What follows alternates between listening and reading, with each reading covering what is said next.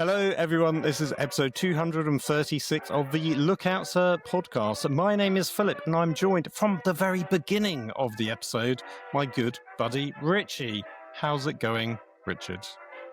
Hey, hello. Hey, glad to be here. It's exciting. I don't really get to go in the beginning. I know there's normally not time, but we're gonna squeeze it in, and we're gonna record in order. We're not doing timey-wimey stuff this time. Oh, we could do it in one. We could do the whole thing. Not quite one, but we'll just do it in chronological order to make things sensible and probably easier for me. Now, stealing Dan's patter, Richard, what are we talking about today? Well, today we are talking about the remainder of the big reveals for the other week from Adepticon 2026, because we went in depth on Warhammer 40,000, but there are still other products out there in the Games Workshop ecosphere, especially AoS and some Heresy if we have time to talk about those. I don't know if we're going to talk about Middle-earth. That's technically part of it. Maybe we will throw that in if there's time. There was a bunch of cool minis and updates across the entire range of Games Workshop products, so we're going to try and talk about as many of those that we can that we did last time. Exactly. And if there's even extra time, who knows? We will also talk about some of the latest updates to 11th edition that Games Workshop has fortuitously gifted us with since the reveals and this recording. So with that all said and done, we'll just get on with the show, and I'll do a traditional transitional noise. So in this section, we're talking all about the Age of Sigmar reveals, and we're doing it in order that Games Workshop showed them off to us. So we're starting off with the Lumineth Realm Lords Warband for Warhammer Underworlds. Yes, that game is still going. And this warband is it's a bit of a mouthful, Fels Zephrites. Yes, thanks, Games Workshop. Yeah, quite a stunning warband. Definitely leaning towards sort of a slight Chinese vibe to them, which I think a lot of the Lumineth Realm Lords have done. But they're quite stunning miniatures. Have you got a second impression of these, Richard?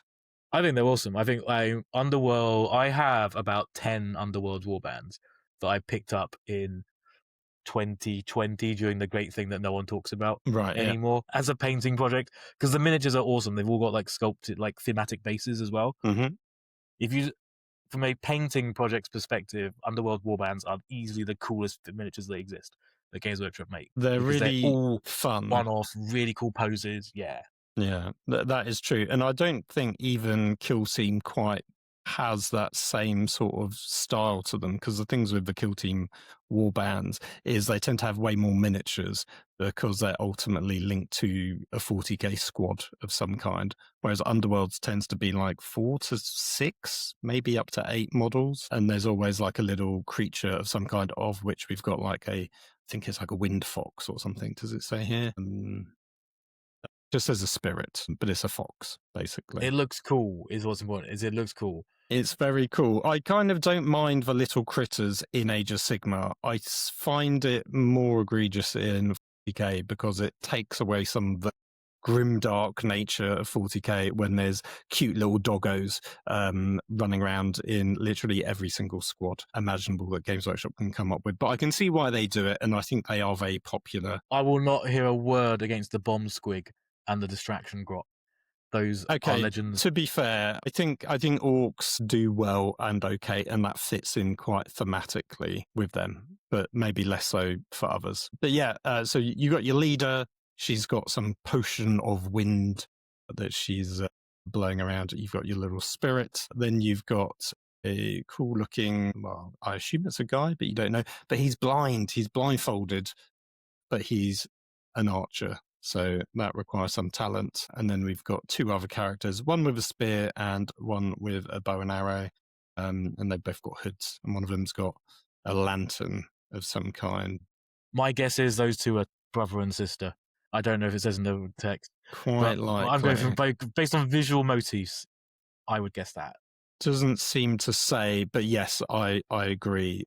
They look very tied together. It reminds me a little bit of the father-daughter combo that you got with Cities of Sigmar, which I think was just a standalone release. They weren't actually part of Underworlds, but yeah, these 2 look like they would be related to each other. or they just have the same uniform, right? Could be one of the two. It could be that. Yeah, I mean, I haven't played Underworlds in quite a long time, but when it first came out, it was very good. I sort of feel like it maybe suffers from the same problem of X-Wing 2.0, which is they kind of reset everything, and a load of people didn't really want to buy everything again. So there was a big drop-off. I suspect because it still ties into Age of Sigmar, people will still buy these models just because they're really cool.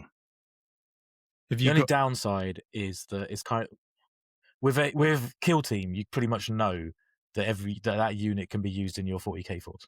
It's because it feels like especially sometimes we talked about it in last week or the week before, that they'll often put a unit that may not necessarily have an entire army for it to go with it, but here's like a special unit that can now exist in its own thing. Because that's where Krieg started. Krieg originally started as just one unit from Kill Team, so they can do that. And you can use it in 40k, whereas with Underworlds and AoS, it's a bit more random if they're gonna allow it to be used in AoS, and at what point they'll legends it.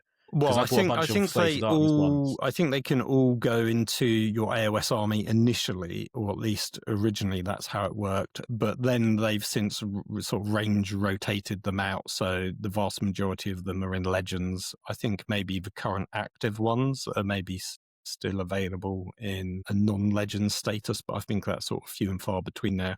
So yeah, it does make me wonder if it's ever worth buying them now, because there's such a short lifespan for them at events. But if you don't go to events and you just play casually with friends, it shouldn't really be a problem, because at least in the Age of Sigmar app, unlike the 40k app, they actually support them all in the army builder.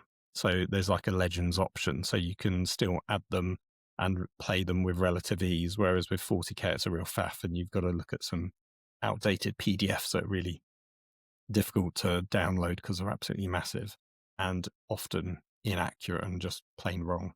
Yeah, is there anything else you'd like to say on these stunning miniatures, or should we go on to the next exciting portion of Age of Sigmar? No, these are awesome minis, and I don't play. I rarely play Underworlds. But if anyone's out there just wants like a really cool set of minis to paint and to own, you can take any of the Underworlds warbands, and this is one of the most stunning looking ones they've had. Yeah, from the more recent ones that I remember, these are actually quite appealing because there's a very small number of them. You've got an interesting kind of colourful gritter, and the minis are all really solid. Whereas I think sometimes you get one or two miniatures that aren't that great, and then the rest are really good. Yeah, these guys as a warband, yeah, really solid and strong. So well done, Games Workshop. You've done excellent on this. And with that, we'll move on to the next Age of Sigmar reveal. Possibly the most exciting reveal of the reveal show. It is Cogforts and the Cities of Sigmar reinforcements is what they're calling it. The extra units for Cities of Sigmar.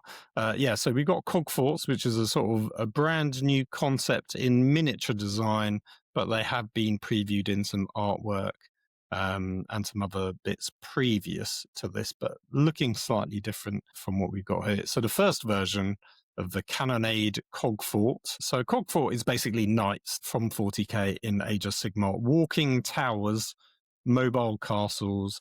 They've got 4 little legs of hydraulics. There's a single tower, of which in the Cannonade version, there's a big cannon poking out to the top of the castle. Then there's 2 sort of little extra side, is it crenellations? No, just sort of like little side extensions to the main turret, of which one of them is a guy with a smaller cannon, and then at the back is, I think it's meant to be like the working engine of the Cogfort itself, which is quite interesting. And then there's a different version, which is not Cannonade Cogfort. Do you remember what it's called? Because it doesn't seem to. Oh, is it Conqueror Cogfort? I think that's it. No, I can't remember the name, but it's armed. It's basically under. It's a giant flamethrower. Yeah, as opposed to a gun. And has it got the same gun as the mini? A smaller multi-barreled gun, kind coming out the front. But yeah, the main cannon has been replaced with the big flame cannon. Maybe they're both called cannonade, but I thought they had this was called the Arco Combustor, which is obviously the weapon. But is it called? Maybe it is called. Maybe it is still a cannonade Cogfort as well. I do love how Games Workshop isn't like super clear on its naming conventions when you're going back through the articles. But yeah, what is your take on this first variant or first two variants of the Cogfort and the Cogfort in general, Richard? Well, first, I wanted to take mild issue with what yourself, and I've heard others say as well, saying that these are the Knights of Age of Sigmar, which I think is not entirely accurate, because we already have a Knights equivalent in Age of Sigmar in the Sons of Behemoth. With the Gargants. Which we have the big ones and the Armigers. And the Armiger variants, what do you have? Essentially, there's already a kind of giant big thing and smaller version of the big thing in Age of Sigmar. So I think visually, yes, these do look a bit like Knights. But mechanically, AoS kind of already had something like that. But these are incredibly exciting for me, because I remember I have not played Ages as Cities of Sigmar ever. I now might, if depending on how these work. They've hinted that pretty much every faction can take them. Yeah. In some capacity, so it'll be interesting to see who can't. It's just that one or two factions can't take them. I mean, possibly Gargants, but they look really cool. That would actually make sense if they were the ones who couldn't, because they look amazing. And but to have, I feel like a large army of them would be cool. But with a lot of the other reveals, it makes Cities of Sigmar look really big. But these are amazing, and I've been waiting since August 2022 for these, because I looked it up before the show, which was when in Hammer and Bolter episode 12 Monsters, which featured Gunnar Brand and his family in the animation on Warhammer TV, there was they had the Darko fighting off against some kind of giant walking tank thing that the Cities of Sigmar characters were advancing around in, and which was the first time I ever remember seeing anything like that. So in a way, there's been there's obviously production schedules within Games Workshop, but for me, this is nearly 4 years in the coming to fruition of this unit being added to the world. Because something like this has been in my head for a long time, and then seeing it come to life now is awesome. Did that one have legs, or was it on giant wheels? I can't remember. I believe it had legs. You don't really see it move much, because I was checking out again before the show. It looks like it works. It looks like a walker. It looks thematically very similar to what we've got here, which is a tower, big gun on top, little ramparts, and crew all over it. So if it's anything like the show, it will also be a troop transport. Well, there is a version that is a troop transport, which we'll get onto shortly. But yeah, I think there's been a few other versions of the Cogforts shown in the artwork for Cities of Sigmar, which obviously we haven't particularly seen, but I've seen them floating around on the internet. And then the one in Hammer and Bolter, if I remember rightly, looks sort of like a giant steam tank with legs, but yeah, could transport people, and there's like sort of parapet type section at the front of it from which people were shooting down or speaking from or something. I think that version was cooler than these. I think conceptually Cogforts are very cool. I'm not massively maybe sold on the design. I think a wheeled version would maybe have looked better over legs. I think my biggest criticism that it's just quite fussy. Like there's so much going on. It reminds me of the balloon from Cafe from Warhammer Fantasy, the old world. And it just looks like a nightmare to paint. While it looks very cool, there's loads of stuff, but it's like, not only do you have to build the tower, you've got to paint the tower and the legs and all of that kind of mechanical elements. You've got like a crew of 6 or so models to also paint up, some of which go inside the turret tower, which if I scroll down, we can probably see some pictures of that. And then obviously you've got the 2 crew at the back, the 1 at the front that you can also see. So I guess actually maybe that's 5 in total, I think. And you can see, here you've got 2 crew members inside, and obviously that roof is completely removable. So you've got all this inside detail that you could paint up as well. Although you could just glue it on, I guess. So yeah, for me, it feels like just so much going on, as cool as it would be. I think building and painting one of these to a high standard or even a decent tabletop standard would literally break me. I don't think I could do an entire army of them as cool and conceptually as that is. And then my one nitpick is that they've gone all this effort to do these like hydraulic legs, but then they've given you a cannon that is strapped to a tower with what looks like zero recoil whatsoever, which obviously is not how cannons actually work. And, you know, people at Games Workshop should know that. So that is my one nitpick on the fantasy element of the, you know, the real world physics meets fantasy. But yeah, I mean, do you think you would enjoy building and painting one of these? Just the one nitpick, Phil. Just the one. I mean, it was one. It was one. I mean, it's a bit. To be fair, it is a big nitpick because I hadn't thought of that, and now I can't not see that. The cannon or just all the stuff? The fact that the cannon. Well, I'm just looking at it now, thinking, could the cannon slide? Because well, I mean, potentially the belly gun can. The one in the belly, which is if you're looking at the pictures, one bottom left of where of what you're on your screen in a minute. That one looks like that could flow backwards, but yeah, the one on the not really because they're both strapped down by rope. So unless that entire wooden structure is on a slide, which maybe then could recoil, although there's not much room, the poor bloke at the back would literally just be crushed, I think. But I kind of like the sort of automated loader of the cannonballs, which is obviously very modern, and they are showing the different cannon types, because obviously on the weapon profile they said they give you a bunch of different options. So they have shown that off. But it just goes to show you how sort of cramped it is in terms of like space for stuff. I think it's an incredible miniature though. Yeah. I think a couple of things. One thing, I think Games Workshop, whoever's designed this, has been given the task of just say, make the most insane model ever, so no one could possibly 3D print it or something, because it's insane, it's incredible. And I also think the designers, they're like, the vision for this to me feels like we will get people to sub-assembly their miniatures one way or another. I can imagine you'd almost have to with this. Yeah, at the very least, the crew you have to paint separately and then attach them afterwards. There's so much detail underneath. There's like the roof kind of girders made of wood that you'd have, that if you'd want to paint it well, you'd have to do. The different textures. As a model, there's wood, there's rope, there's metal, there's stone. Yeah. It's got everything in it. Yeah, like even here, you've got your gate at the front, and then there's an optional bit like a ramp that can come down on wheels.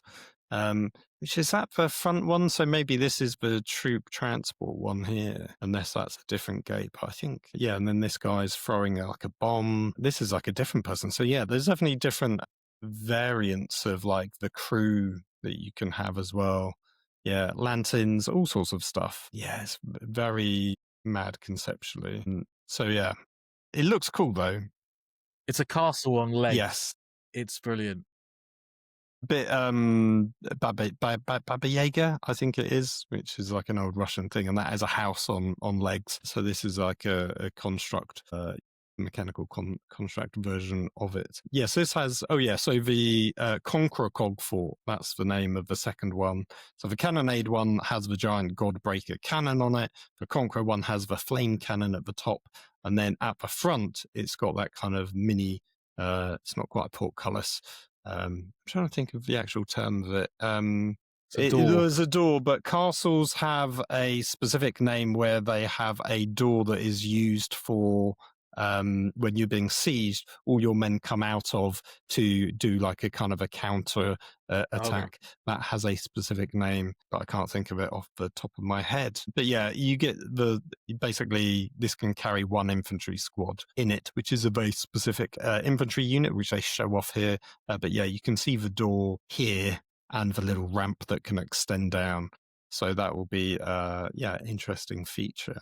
I guess inside all of that bit, there's a lot of space going to waste because there's no detail there. But yeah, I mean, who would want to do the inside of that second ground floor section? That would be too bonkers. What if it is though? What if it is like? What if the entire inside is also modeled? I mean, it feels like it would be doable. Like they've done it with Lord of the Rings. Like all of their buildings are modelled in both sides, inside and out, basically. So it would be hilarious if you could open that door and there was some detail inside it. And that would also be great for like a diorama or something where you've got a bunch of people pouring out of the door and you could see inside.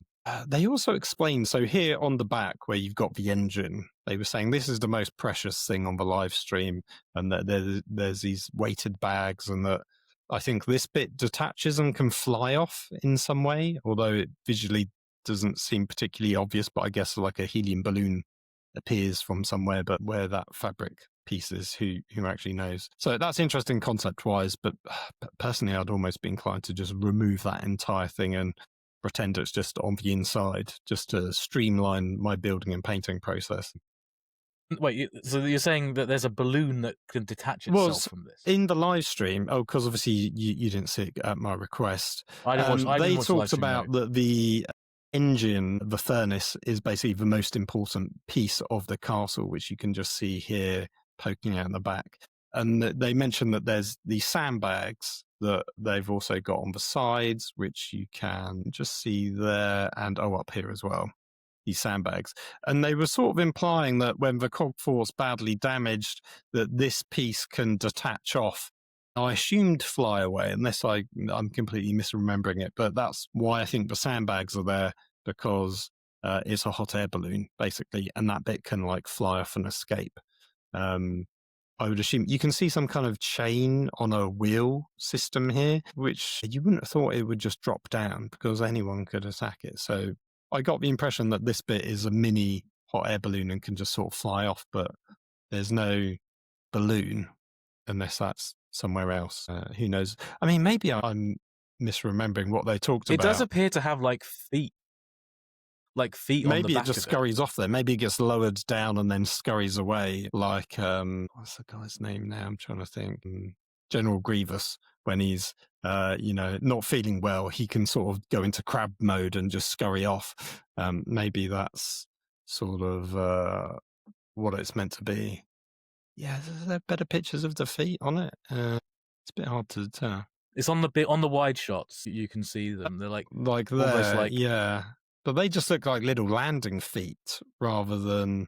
Well, yeah, but what's it? I mean, in theory, then it will, like you say, drop off. Yeah. Somehow, or maybe it does fly off, and that's how it lands. Maybe that's what's inside the tower is a giant hot air balloon. Because it doesn't feel. There's actually, I know they both got it. It's this sort of almost like double. Is it different? It's the same. Yeah, interesting. I think you need to see more pictures of it to like fully understand it. But yeah, concept-wise, completely bonkers, but very interesting. I think lore-wise, it would be really interesting to learn more about these. And that would potentially be an interesting reason to almost pick up the Age of Sigmar book just for that alone. And I'm assuming, because they basically said anyone can take these for their army as a regiment of renowned, where you get access to one of them, and basically you can have one of these two options, I believe. I think it's either of these two options. Then there's also an armies of renowned, where you can take these two plus, I think it's maybe two more variants, where basically you can have the weapon swapped over from the turrets. So regardless of the cannonade or the conqueror one, you can have the flame or the cannon, basically. So you could have the ability to have the unit, the troop transport version, for want of a better word, but with the cannon instead of the flamer. So it might be interesting that there might be more versions that they give us in terms of optional rules. And especially if it's popular enough, maybe like Knights, they will give us other versions of Cogforts, like smaller ones, or, I mean, hopefully not larger ones, because these feel like they would be pretty big. And I also assume price-wise, these will be well over £100, because they look way more complex than a standard Knight kit. But that would just be me speculating. Like, how much do you reckon it would cost, Richard? How much does the balloon cost? Now, I guess Old World does have a cheap tax, or I say tax, a cheap discount to them. So Old World, I think, is more value for money than 40k. And to an extent, I think Age of Sigmar is slightly more value for money maybe than 40k, but I feel like they're relatively comparable. Right, well, the land £98, Yeah, so it feels and like this should be more though. without knowing how they, without knowing how they divvy up the points. How much is Canis Rex is 115 quid as an example, and those night kits Loads have more got all sprues the over the customization. years. Yeah, so I would, but this does look fat in a way. How much is a Cerastus Knight? Because the The 180 plastic Forge World ones. Yeah. 130? Also, Chaos Knights are now 120, Ooh, which they have loads. stuff. And they have loads of different variants. Cerastus Knights don't have much variance, and they are massive because I've recently acquired one from our friend Dan, and they're 140. So I would guess these are going to be 120, 125. Yeah, that sounds about right to me. I mean, if they're under 100, that will be gobsmackingly good value. And maybe they will start off that cheap to try and lure people in to buying one. Because the idea that you could just buy one and theme it to your army sounds like a lot of fun. I'm already thinking like I could do a ghostly version, but I think I would want to get rid of the legs. I like the idea of it more being like a floating castle because feels a bit more deathly suitable. And then I could swap the crew out for Nighthawk minis quite straightforward. I think visually I would. Oh, gone. I said I already guessed 120, 125, but I did then look up how much giants cost, and giants are £135 each. What, the Mega Gargants? So yeah, the Mega Gargants, yeah. King Broad kit is 135, and I imagine I look at this as big, and that's like the biggest thing there and is. I imagine these are sort of similar sizes. I would have thought, yeah. It'll be somewhere between 120 and 130. I think that's what I can't see, because you could make, if these are too expensive, then it's a bit mad. Because giants are massive. I don't think this is as big as a giant. I think this is smaller than height-wise. Yeah, I think you're probably right. They feel, obviously they're more wider, and a lot of the detail is on that back porch, basically where the engine is. But yeah, and I think it's a bit hard to tell. I think these are on circular bases, not oval bases. So they are probably thicker and deeper than a knight or a giant, but probably a bit smaller in height would be my best guess. But it'll be interesting. Well, the giants are on round bases. You are correct. The knights are on oval ones. Good point. So but then this could be as low as 100 because of its height.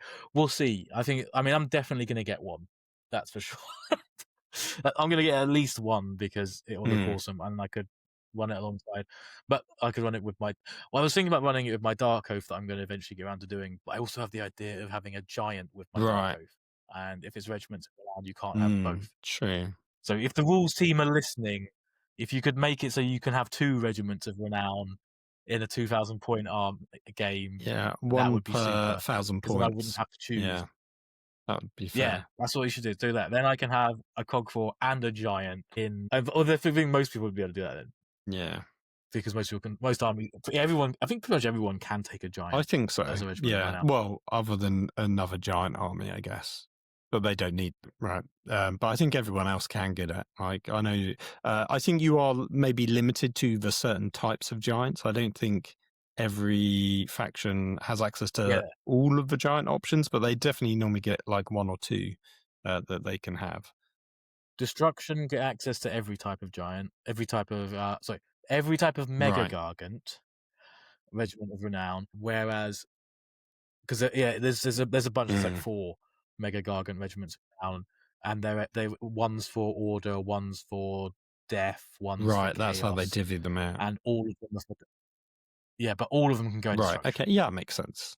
The perks of being actual destruction. I think the style of the castle it's not very classic, like the stonework and the roof and things like that aren't very kind of classic fantasy. I perhaps would have liked it being a bit more, maybe a traditional sort of castle. It's very stylistic, is what I'm trying to say. But I think they've done that deliberately to make it match a Cities of Sigmar, but also the make it basically not look like anything that's maybe already out there in terms of like 3D printers, or just to make it more IP friendly, I guess. But in a way that makes it much more difficult to theme it to your particular army, because you've got that big, as you can see here in the middle, this big Cities of Sigmar symbol covering all of that brickwork. So unless those bits are optional and there's like a sort of a plate that you can swap out to remove some of those elements, it might be a bit of effort to convert it up. But yeah, I think everyone in Age of Sigmar has already been eyeing these And up for their army. I'm guessing those are transfers anyway. Well, I think the bit Those in the plates. middle is a transfer, but the flaming, the diamond shape and the flames is obviously all sculpted. And it's just a matter of if that has to be there, or if there's an option to not have that and it can be plain, which would be quite cool if it is, because then you can convert it out. I think it's optional because just judging by the way the kits look, I think there's a lot of like customization you can do. Because even if you just like scroll up and down between the two example kits they've got, it looks almost like there is the like battlements on kind of wherever you want them to be almost, and they've got like pipes on some of them that aren't on the others, and there's the bit which you were talking about, which has got the symbols on it. You can just flip that upside down to change how it looks. So I'm assuming that you don't even have to stick that on. Yeah, you're right. So I reckon there's going to be lots of different customizations. Upside down. Interesting. Yeah. So yeah, maybe there are a few sort of different variant options for that, which will be So I look forward to when all the painting influencers get their kits in advance to paint them up and look amazing. You will be judged by how crazy you guys go. I will be judging you, or you painters who get your free kits. I want to see some utter mad stuff on or what's going out there, because this looks really cool. It does look very different to what it was when it was in Hammer and Bolter. I sent you a screenshot cool. and you're right, it was much more steam tank looking 4 years ago. But looking at it, I would guess that's because to make it more not generic in a negative way, but if it's a castle, castles are more standardized, so it can be more customized if it starts as a castle. And also the steam tank variant does look very Helmsmiths of Hashut. Right, yeah. It also reminds me which is now kind of taken of the Empire War Wagon as well, a kit that you own, if I recall correctly. But obviously with legs. I have the OG war. I have a lead war wagon and steam tank, if anybody is interested, before I eBay it. You know, I'd be tempted in the war wagon just for nostalgia's sake, not so much for steam tank. And actually what we haven't got yet is a modern version of the steam tank for Cities of Sigmar, which they either not do now because they want to shift it over to Warhammer Fantasy, or they will update it and it will be maybe modelled more along these Cogfort designs and sort of be mini versions of these potentially. But that would be still cool to see. Give it 2 years. Yeah, well, I mean, there was a big phase where steam tank lists were doing the rounds in, I think, for a while. So they were popular as a concept. So yeah, I'm surprised they didn't do those first rather than this. But as Games Workshop always want to do things, they like to give us something new rather than just redo what's old until the time is right. But yeah, I mean, I think in terms of Cogforts, we've talked enough about it, unless there's anything you want to add before we move on to the other reveals. Only thing I would add is it's really good to have something else that will be able to benefit from anti-war machine. Right, yeah, because that's quite a rare. But there's a handful of units that have anti-war machine, and there are, up until Helmsmith of Hashut, there was very few war machines in the game, whereas now we're seeing an influx of war machines, which is cool, and I'm all here. Yeah, I think it might get a bit boring quite quickly if every single army is running one because they are a bit busted. But to see a few of them on the tabletop, I think would be great, basically. The bigger they are, the harder they'll fall. I want to know if these have like explosion damage things from them, because that's not really Deadly Demise is standard fare in 40k. We all know it. I love it. But AoS doesn't really The have that. Gargants, when they fall down, have a kind of roll-off mechanic, don't they? And they can do mortal wounds. They could fall on you. Similarly, I think this should as well, or explode in some way or something.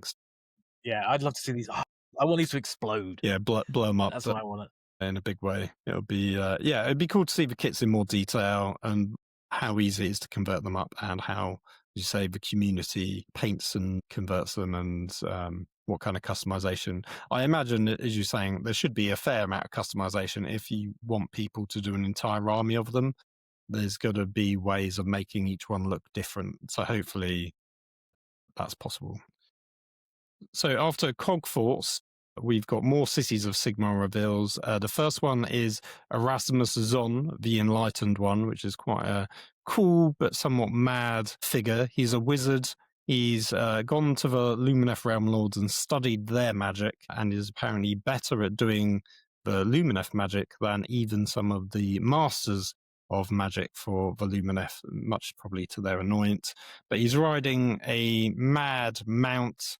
It's called a Glyphwing, which is kind of, I mean, they call it a heliomorph as well, called Glyphwing.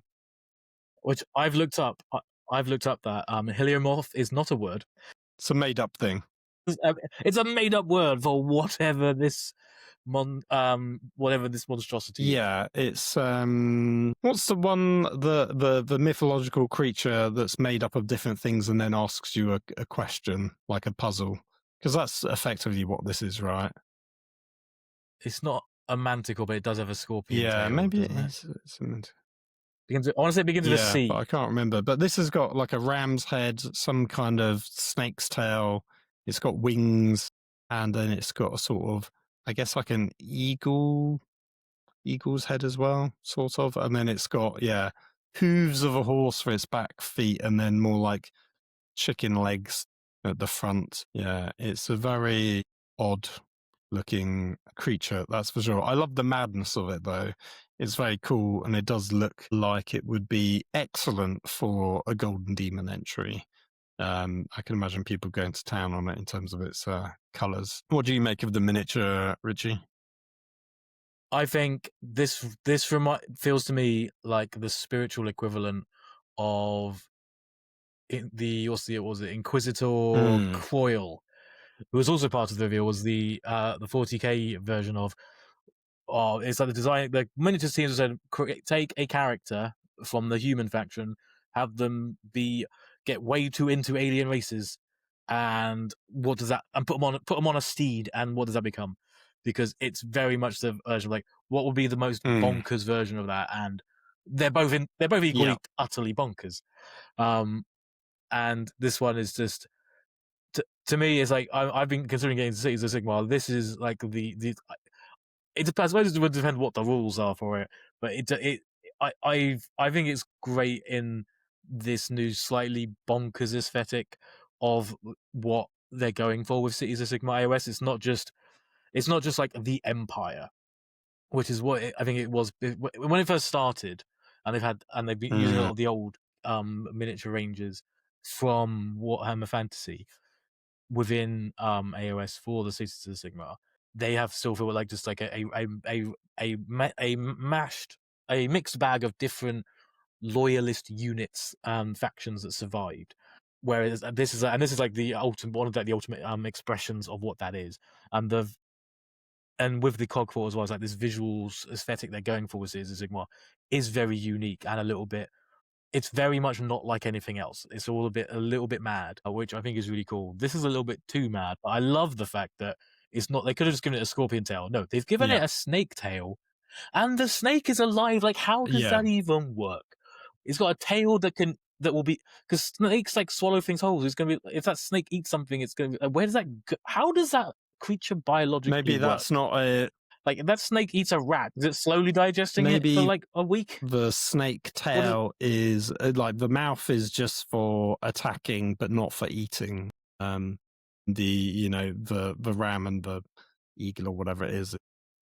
It's got eyes. Is that snake got a brain head in there? It's got 3 heads in total, right? It's got the 2 at the front and 1 at the back. I guess they all work in some fashion. Maybe that's why there's, I mean, is there many of them? Who knows? I wouldn't be surprised, much like the Inquisitor one, if it's the last remaining one of its race, or something.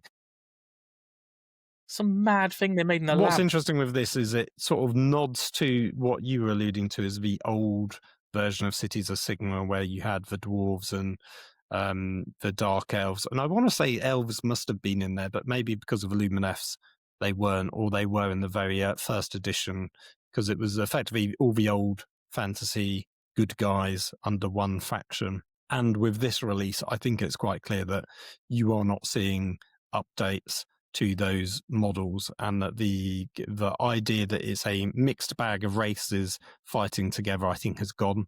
Cities of Sigmar is now just humans. What I like is that this is alluding to that kind of shared cooperation with other races, and it's giving you a hint of one of the other factions without it units of that faction within the army. So this is a nod to Lumineth Realm Lords. Maybe we'll see some other characters that are tied, to the Fire Slayers or the Caldron Overlords or something within this army.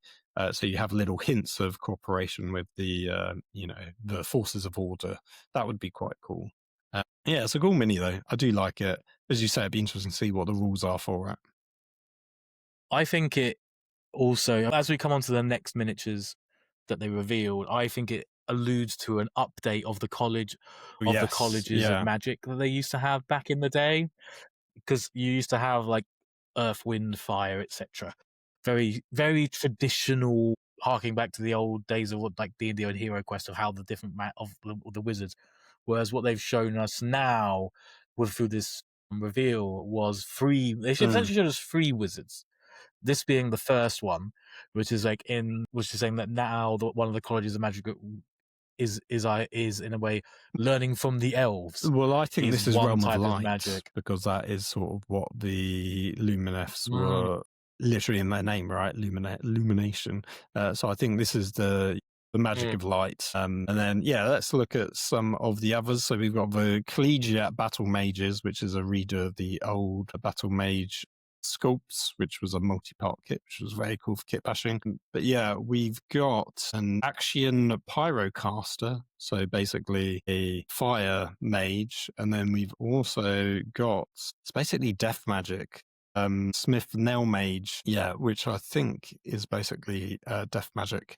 So both of them very cool. The Flame Wizard, it's got a staff and some amazingly sculpted flame details coming off of the base. His hand raised in the air. They've basically got some really bonkers headpieces on in terms of both of them. And then the other one, the Nail Mage, has got a bell for a helmet with two little skeletons that I presume on the hour ding his dong, for want of a better word, and he's got a scythe. And he's got a candle with a big piece of skull smoke coming out of it, and then he's got an optional head where you can see his the faceplate comes up and you can see his head, where he's looking very worse for wear because he's probably getting a bit insufferable. I think that mini is a very sort of thin and top heavy. Like his waist and his legs feel too short for the rest of, like, he feels slightly misproportioned, and I don't know if that's just because he's on a pedestal, which is making it look worse and more obvious. But he feels like he's starting. His legs and his feet are just too small for the rest of his body. But that might be the helmet being too big and the shoulder pads making it all a bit disproportionate. Whereas the other one is like this amazing pose, really dynamic, all well proportioned, and looks phenomenal. The Pyrocaster is like a 10 out of 10 mini, whereas the Death Mage is like a 6 for me. What's weird to me is that, and I don't know if it's just a case of the Nail Mage has suffered from the formatting of the Warhammer community blog page, because they've had to fit him into he's a lot smaller, because he's so tall because of the flame from the candle. But if you look at the base size, my assumption would be these two have the same base size, because otherwise the Nail Mage is a tiny little man, or he's like 4 foot or something compared. And so my assumption is that he'd actually be taller in reality, in when the actual model was a lot taller, but then they couldn't put them Right. side Yeah. by No, side I see what you mean. due to the I still formatting, is think what I he's suspect. misproportioned in terms of his general proportions of him. But yeah, next to the Fire Mage, he looks oddly small if you just look at it. I mean, it does look like the bases could be different sizes, and he is. But I don't. Yeah, I think you're right. I think it's they'd probably be the same size base, but he's just such a tall miniature because of the smoke. They've had to shrink him down. Cool minis though. Have you got But I might be wrong. It a might be that preference size. But I out think of the two, which you like? I think if I at this stage, if I had a preference, it would be the Fire Mage because it just looks really dynamic and cool. But I would like to see more. I'm curious, are there more mages coming, or is this the only kind of two variants Maybe that they're for going to now. have? But I think it is very cool. I love the idea that this is what human wizards have now become. That's what this is what humanity has well, humanity being in the loosest possible terms, as it were, in the fantasy universes after the end times, the survivors. This is what their kind of magic has become. One of them's gone off to learn from the elves and come back with his crazy steed, and some are delving into more potent fire magics, and then others are going in almost like a necromancer kind of approach, which I really like because I really like the kind of vibe from some of the end time books where Nagash isn't necessarily the villain because he doesn't want the world to end either. So this idea that I think it's a really cool vibe of the kind of bonkers nature that the cities of Sigmar are taking, and this is how they are. This is how the humans have survived and adapt into this world. I mean, I and think wonder. I mean, I'm assuming these have two different battle scrolls and they have unique abilities to reference it, rather than this is a collegiate battle mage. That's one profile, and it just does the same sort of spell or attack with the same profile. I genuinely hope they have sort of thematic rules that is different for each of them. But then if they're going to end up doing what is it, like 8 different battle mages, that's a lot of war scrolls just to thematically give them something. Like it would be quite cool if they get access to like an endless spell or something that's themed to them. That would be quite interesting, but that feels like a lot of work, so I imagine they wouldn't do something like that. But yeah, it'd be cool to see the rules for what they do for those guys. Next up, after the wizards, we've got the Gate Gargants. I can't remember the name of the kit, but we have seen sort of giants or smaller giants in Cities of Sigmar before, where I think he's just got. Is it a similar thing where he's got a shield and a mace, and then there's a guy up top who's got like I want to say sniper rifle or something? it's a it's a free guild like marshal or some like kind of range marshal. He's got like a sniper rifle on top. Which one is he?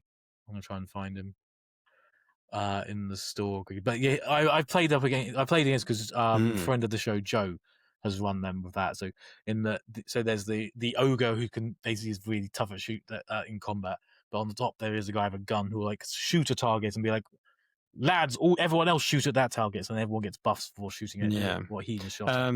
This is an interesting one because when I saw this and they were explaining it, and it reminded me the original law of Cities of Sigmar is they go out as a castle. They are a living human castle where they've got the guys with the shields are like the walls, and then you've got the turrets, which is effectively like a bit like these guys, but this is also now the gate miniature.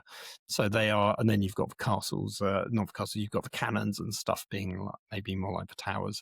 So the army is, in and of itself, is meant to visually represent a living, mobile, walking castle. It seems odd that you would then undercut it with a Cogfort, which is also a walking castle, because it's like, well, the theme of the army is a castle, so why repeat itself? Why have a gate here other than it's just being themed shields, I guess. So that is almost like a criticism about Cogforts more than this. But I mean, conceptually, this is quite cool. It's quite mad. We've seen these cannons on the top, which is what we've seen on one of the extension balconies of the Cogforts. Again, very impressive concept-wise, quite mad. Interestingly, they're actually staked down on chains. so these guys can't actually move. So it'd be interesting rules-wise how that takes effect. But yeah, if you like your ogre / giants for Cities of Sigmar, you'll be probably quite happy with these, I suspect. Richie, what's your take on the miniatures? So I just looked up. These are a variant of the Fusil Major was the earlier one, which was you had a major in the top who didn't have he didn't have he also had a big shield and he had a mace and he's on the top of his rifle. Whereas this one, these guys he wasn't staked into the ground, whereas these ones are. I think it's really cool. I love the juxtaposition, to use a fancy word, of the way that you have this like really solid thick wood metal plating but at the same time having these ornate kind of flowers Fancy door, at the top on the top half of the yeah, which I can't tell if that's hollow or if it's just a white background. My feeling is that that's actually just like that the kind of flower patterns are just metal and there's nothing in the like an arrow could fly through that. I guess it's like a Which I vision think is slit, cool. right, for the ogres or giants to look through, while giving them some sort of protection. Is the way I would look at it. Yeah, and then you've got like the kind of skeletons with their halberds at the top at the other parts of the gate. So I'm really curious how it will work in game because it sounds like there's like another unit either with them or behind them that then like can't be shot at or something. A bit like the old rules for Bullgryns, where if you had a unit behind them, they got a save, basically. Yeah, because the way it's worded in the document is it allows prepared squadrons of Free Guild cavaliers and other assault troops to charge out from relative safety. So it suggests that there's some kind of there is some kind of protection thing going, or like you come in theory, or it's because they clearly come as a pair by the looks of this.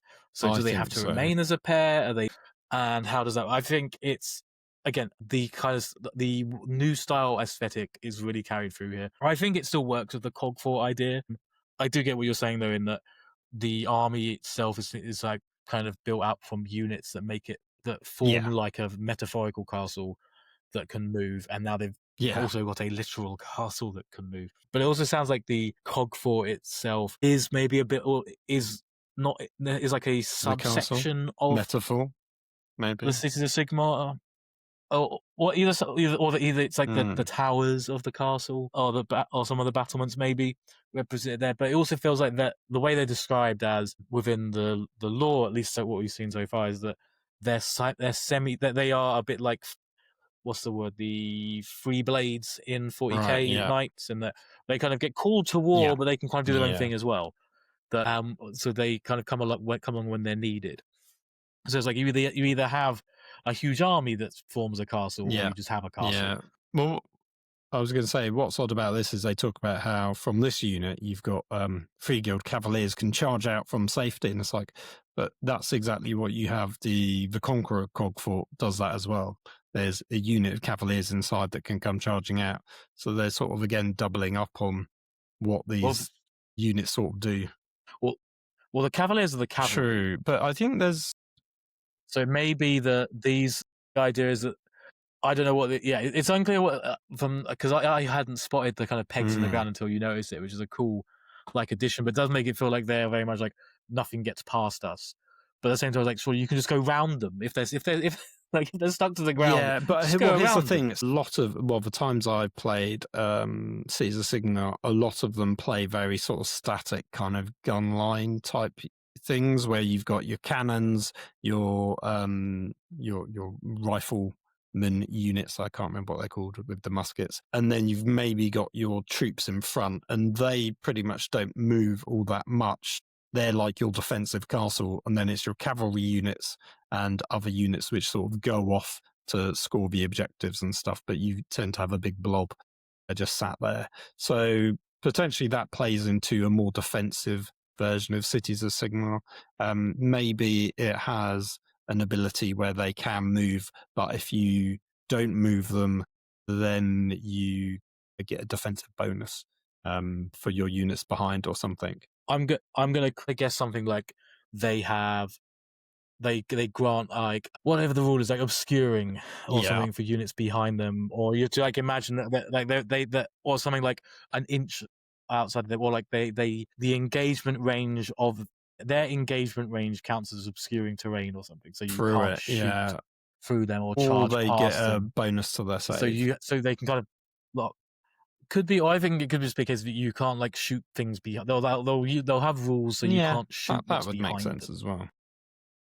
and because or you can't like charge through their engagement range or something, that you have to charge them or something.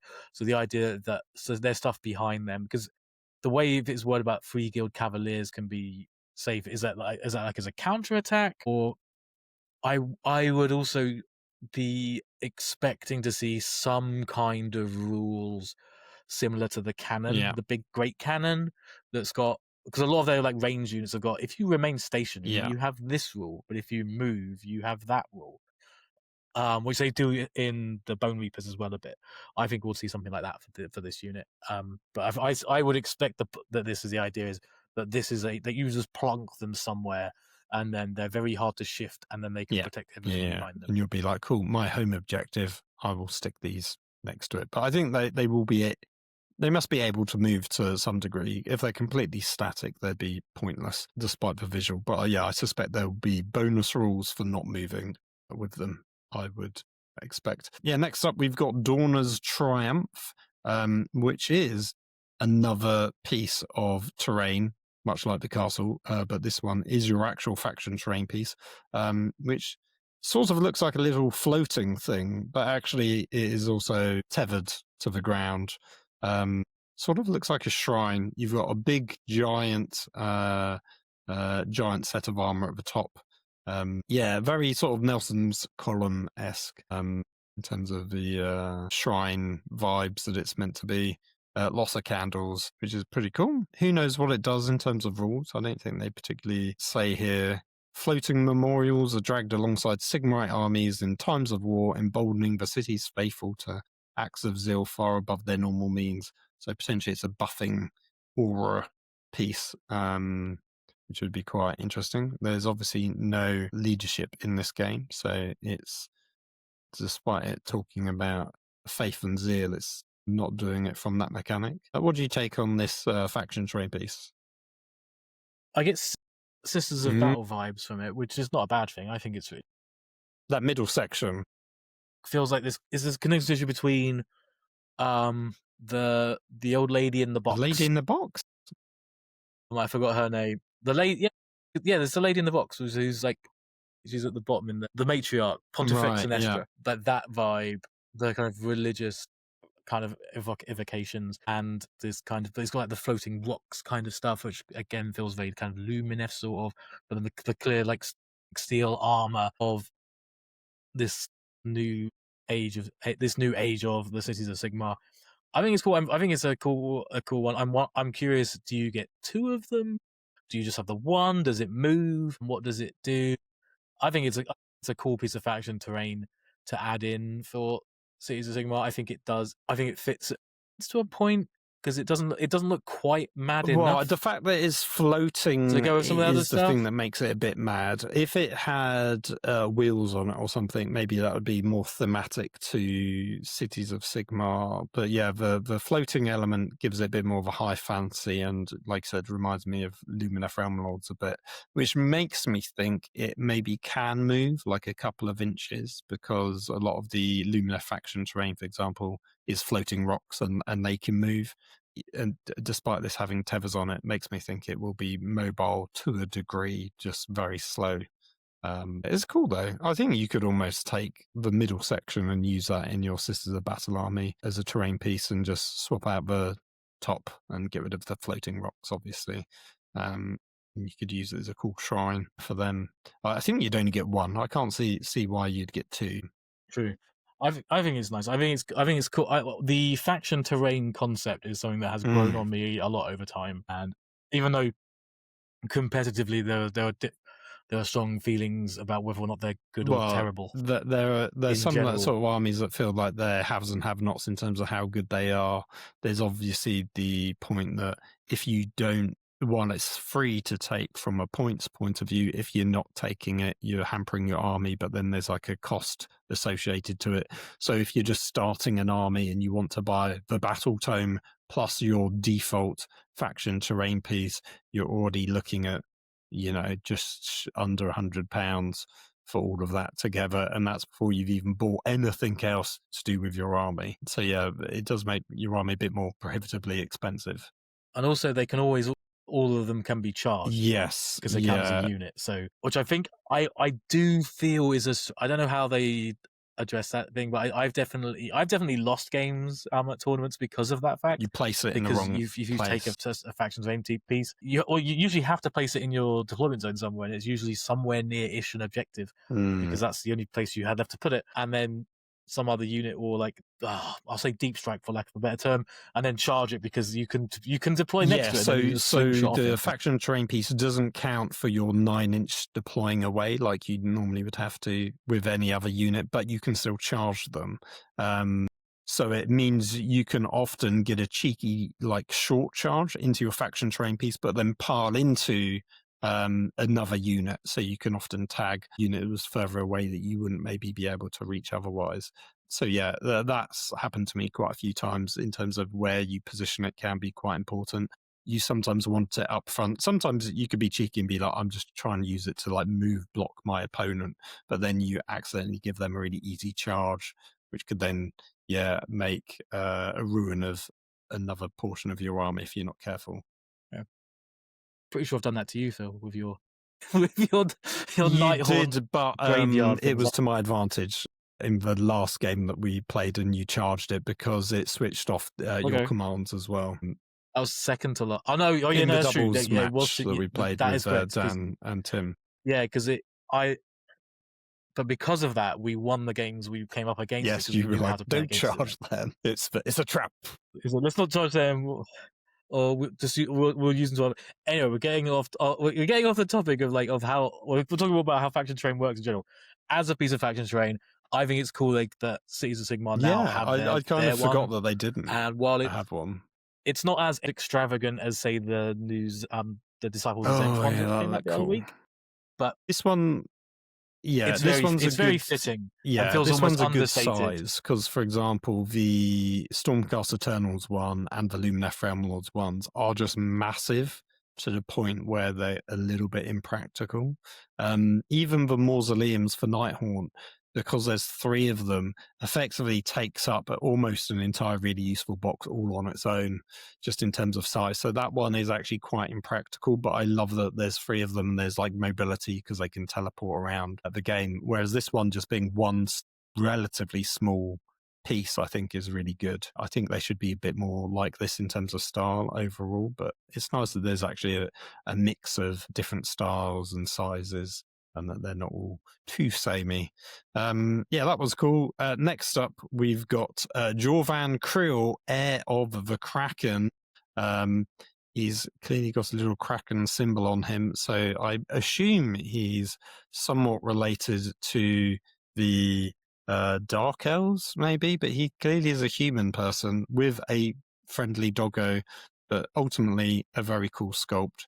Really reminds me of, I want to say it's Ezekiel, I can't remember his name, is the named vampire that's now got a little gang with him that's from the Black Library series. Has a very similar sort of long black hair and sort of cloak and kind of clothing and armor. Very cool miniature. It'd be interesting to see more about him. He's the defender of Anvilgard. He's a ranger.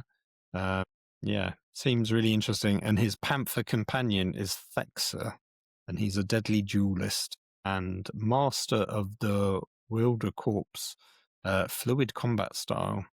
So seems really cool. Named character with a companion with a sort of slightly water theme to him because of the Kraken nature. And he's got a little buckler as well, which you don't see very often because it's a overly small shield, which I think visually always looks a bit stupid, but when you know that's the point of a buckler, you can appreciate it. What's your take on this mini and the small doggo? I guess so. Yes, it's a cat because it's a panther. Yeah. I think he's. I really dig this. Whenever I see that the kind of Kraken symbol, it just makes me think of Yes, House I was thinking Greyjoy that as well.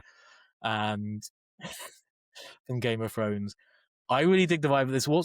I'm curious because I'm not familiar enough with the lore of this guy, or if there is more story about him, or if there's like a No book coming idea. soon for him. Because he's got really intricately Mm. designed base, but it doesn't fit in with anything else. There's no. So I'm wondering, is there another unit that they haven't revealed yet for Cities of Sigmar that would go with him? Because all the other units, because he feels a little out of place as he is. So I'm curious as to what he. I'm curious, and I also hope there's more to Anvil Guard or this kind of other areas of the realms of Sigmar that could be there. Because otherwise, he feels a He's got a bit of little a out more of place. time based on. He's Yeah, cool, but he feels it out of makes place. me think maybe he is a Black Library character with a story already because of the thematic basing and style. Maybe they are giving us more characters to do with the sort of sub factions within Cities of Sigmar. So this is one's was it Anvil Guard? Yeah, Anvil Guard. So maybe this is the named character for that one to flesh that out, and maybe there'd be a couple more, because I think the characters we've seen before, like the one you named in the lady in the box and the one on the big manticore, that was for, I can't remember which one that's for, but I'm pretty sure they're both from the same Cities of Sigmar location, whereas this one's clearly from a different one. I think the only thing that's a bit disappointing is the badge with the Kraken logo on it just feels a bit oversized, and it completely like dwarfs the actual mini itself. I feel like that just needs, I don't know, it just feels like a big Blue Peter badge or something. It's just too big. It just needs shrinking down a little bit. But they probably would have been better off having that as the shield design. But obviously they've got a big spike on the buckler, so I can see why they've not done it there. But it feels like that would have been a more appropriate place for some heraldry, or maybe on like the back of the cape, for example. But wearing a little name badge of "This is where I'm from, everyone," just really kills the coolness of the rest of the miniature. And the rest of it is all awesome. That's my one criticism, I would say, of him. Have you got any more on this mini? So I've just been looking up where it feels like he as a character doesn't appear to be from anywhere already, like lore wise. The base, the detail on the bases make me think. I think this could be a Black Library thing to come. Anvil Guard is featured a lot in the Soulbound like RPG system. So, and in like a lot more of like the lore stuff of AoS. So I really hope we see more. I think he's a cool mini. My only issue is he doesn't feel like he fits in. No, I can understand that. Far. Yeah, and I hope there's some more. There's a way to do that, or with like the kits that, because a lot of the AoS stuff has that kind of hexagon. Is it hexagon? Like kind of hexagonal shield for their emblems. So we get us basically that Kraken symbol on the transfer sheet, so we can have when you get your units, you can have them look like it's all part of Anvil Guard. I do remember they did with curious. Cities of Sigmar, they do a bunch of transfers for all the major cities, basically. So in theory, yes, that should be the case. Yeah, I feel like cities, much like Space Marines or Astra Militarum, they should over time develop into their sort of own unique identity, and I would like it when cities is fleshed out to have more distinct identities. So at some point, obviously, we're getting named characters to do with individual cities. It'd be great if we end up, much like Sanguinary Guard for Blood Angels, that cities get their own units that are specific to individual cities. I think that would be really interesting. Who knows if they ever go down that route?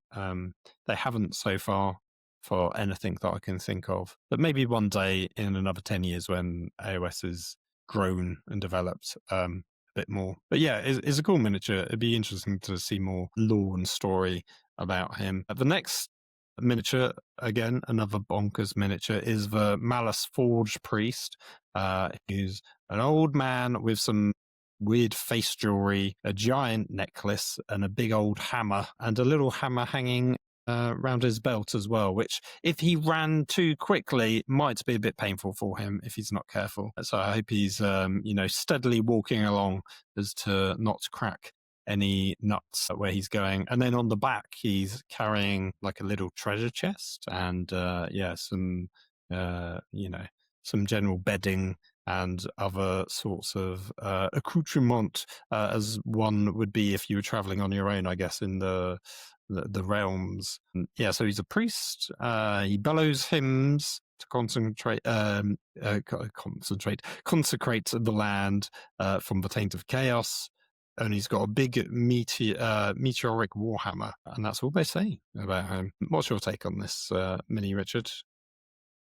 Well, this is back on theme for new style Cities of Sigmar. Again, like when I see those kind of like big the scrolls, as it were, with all the Chaplain-esque inscriptions down it, that makes me think of chaplains or sisters of battle.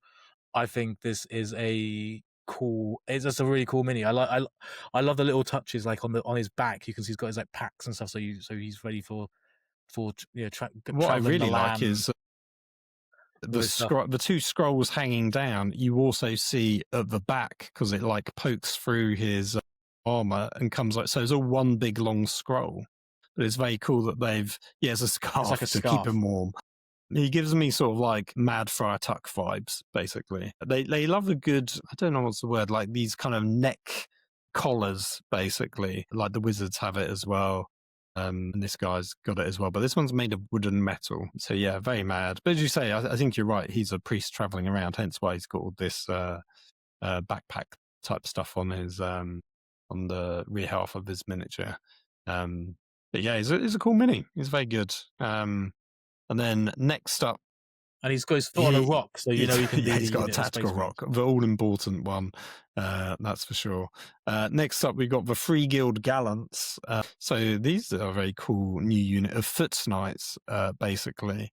So yeah, I got one. I want to say it's a guy, but it could be a lady as well. Actually, we can't quite tell. With a huge mace, like a ball and chain, and a sword, and a kind of griffin style helmet.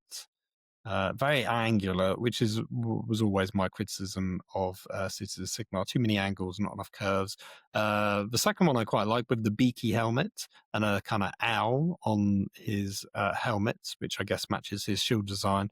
He has a little like a demon creature next to him, which basically is very reminiscent of the marginalia, which is the drawings that appear in medieval manuscripts. This one's holding a key. And I think they said in the live stream that they're leaning into those like little critters, because they appear on a couple of the other bases as well. Then we've got a lady with a mace and a shield. We've got a guy with a hammer, a warhammer, in fact, also shield, tactical bit of rock or timber. And then lastly, we've got a banner bearer with a very cool big banner and what looks like some kind of frog with a cloak, or maybe it's a snail. It's hard to tell down by his feet. He looks deathly ill because he's very white and pale, but he's a very cool miniature. So yeah, it's an elite squad of foot knights. The Free Guild Gallants, heavily armored infantry, master the art of receiving charges, so they're going to have anti-charge something or other, clearly. And they're very good at on the defensive, basically. But I believe these are also the units that can charge out of the Conqueror version of the Cogfort as well, if I recall correctly. What's your take, Richard, on these? I think they're insanely cool.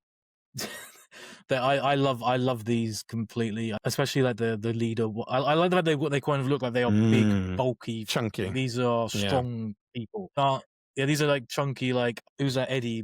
But like strong man. They got like kind of strong man vibes in that they've all very They're like these like bulky individuals who've got to lug around. These aren't like skinny people. These are big, bulky people who've trained to be lifting all this heavy armor around. Protein is not short in the badass. Mortal realms, that's for sure. They can all lift very well. I love the like the kind of beaky helmet. Reminds me of like that feels very much inspired by like classical there knights. was a miniature, but then So do all the Go shorts. on. I love it because it's like inspired by classical knights, but also got a little bit of this slightly crazy AoS flair, which isn't that entirely divorced from some of the more bizarre parts of like actual like armor throughout history. Like I've been to like some old old like medieval history museums. I went to one in Vienna where they had some mad stuff of what people or what was used throughout Europe during the medieval times for armor, whether it was just ceremonial or practical is one of those things that's somewhat up to the history. But they were always really cool, even if slightly impractical, and all of these give that vibe as well. I'm a little less keen on Warhammer guy because he reminds me of a Space Marines helmet, and Oh, this guy here? it just looks too much like a Space Marine. So I don't care about that. Yeah, it looks a bit too much like a Space Marine. Otherwise, it's Yeah, really I cool. sort of see what you mean with the sort of the grill design. Yeah, the beaky one reminds me of, I can't remember the name of the character, but it was like a crow knight, which was a commemorative one that they re-released at Christmas time. And it was like a very long, I know the one. Yeah. beak and a little crow character, like Corvid something rubber. Well, I mean, a beaky helmet was like one of the best designs of helmets back in the day, because it would drive the swords away from your face because it would guide the blades away. So it's actually really practical. But I do really like this kind of vibe with these characters. They're all like individual knights who just kind of banded together because they all have slightly different. They all have similar armor, but also they're all very. They've all got their own heraldry They don't on all have the their same kind of shields, feet. for example. They've all got their own colours. So this lady's got like black and red and like a flaming skull on her shield, where the guy who's in orange has got a hound of some kind on his shield. The banner person doesn't have a shield at all. And then, the beaky one has a little bird symbol. So, it feels like they're either banded from other cities, and maybe these are symbols meant to be representing the different cities that they've come from, maybe. And that these are, roving mercenaries, or it's their own personal heraldry. I'm not actually sure in terms of the lore. And I guess that's similar to, because they're all called free guilds, aren't they? Because there's, these are basically the gallants, but there's previous units have also been called Free Guild something or other as well. And then we also now have the Free Guild Grenadiers, which is, again, more elite units. Elite soldiers specifically chosen for their size and brawn, equipped with the finest weapons and war gear to win the front ranks and push against enemy fortifications. Each one carries one of a range of powerful black powder weapons, collectively known as Ruin Sweepers, and a heavy bardiche that can be used to brace their firearms, while one lucky person has the Cindergout, which is a flame projector, basically. So, a bunch of different weapons here. So, stick and pistol, axe and pistol. This person's just got a gun on its own, but it looks like it's got a big blade attached to it as well. It's a bit hard to work out how that fits on, but I guess that's what it's got going on. Then we've got that kind of almost like a flechette rifle, where it's like these multi-barreled rifles that we've seen on the those giants and on the Cogfort, but like these are smaller versions. And then two of them got these like two-handed heavy axes instead, and no rifles unless the rifles are on their back. And then the flamethrower looks very cool. Again, another rifle that's being propped up by a stick, but also has an axe incorporated into it as well, which is what they're talking about, how it's like braced for impact. Very Cafe, if I remember rightly. I'm sure Cafe's got some rifle units that are like this. And then lastly, we got another guy with a double-handed axe.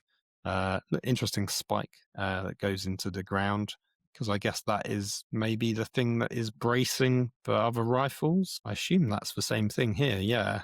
So that's why it's got the spike at the bottom, because it digs into the ground and they use it to poke their rifles through. And then lastly, for the grenadier unit, we have one person with grenades and also a rifle as well. So really lovely unit. Like, I love the heavy armor, the cloaks, the assortment of different different weapons, which is always a bit of a downside for AoS, because they either you either end up with a bunch of different weapons that you've got to all roll for individually. But I think what they tend to do now is they just kind of give you like a default profile and be like, cool, just roll for this. And we pretend it's for all the weapons, even though they're sort of individually armed differently. So dumbed down slightly, but speeds things up a long way. Yeah, this gives me really cool, like if you were doing feudal guard, this is a unit I would want to use to represent like Kazakin or something. And obviously you just strap a bunch of cables and power packs to their guns to make them look a bit sci-fi, but you still want to keep that kind of medieval aesthetic to them. So I think to me, the greatest desire with Age of Sigmar is a feudal guard regiment of some kind. Yeah, what's your take on these guys?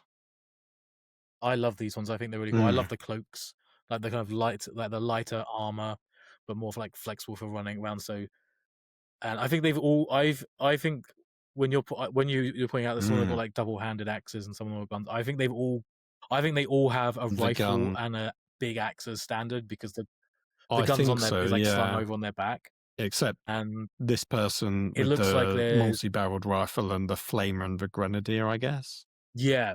I think the special ones, the grenadier. I don't know. The Grenadier's unclear. He might just be a cool sculpt. True, because he does have a rifle, so might have an axe. He's also got what looks like a grappling hook, maybe, unless that's the bottom of a different weapon. I don't know. It's a bit hard to tell. Yeah, it could be. It looks a bit like a pick or something, which is still cool. But yeah, so it looks like you've got like the flamethrower, the kind of scattergun, and then they've all got like a big axe which they can use. Which I like the fact that it's really practical uses. Like they use the axe as a rest for their gun to help level it. Do you think it'll be another really cool. if you haven't really moved, you get to shoot better bonus for using the axe? Yeah, it could well be that if you move, then you're like shooting from the hip, but if Yeah. you stay still, you get bonus. You get like a bonus to hit or something. But those axes are pretty big. Yeah, Those are for pretty sure. big axes. So I'm expecting like damage 2 out of those axes. It's a really cool like unit.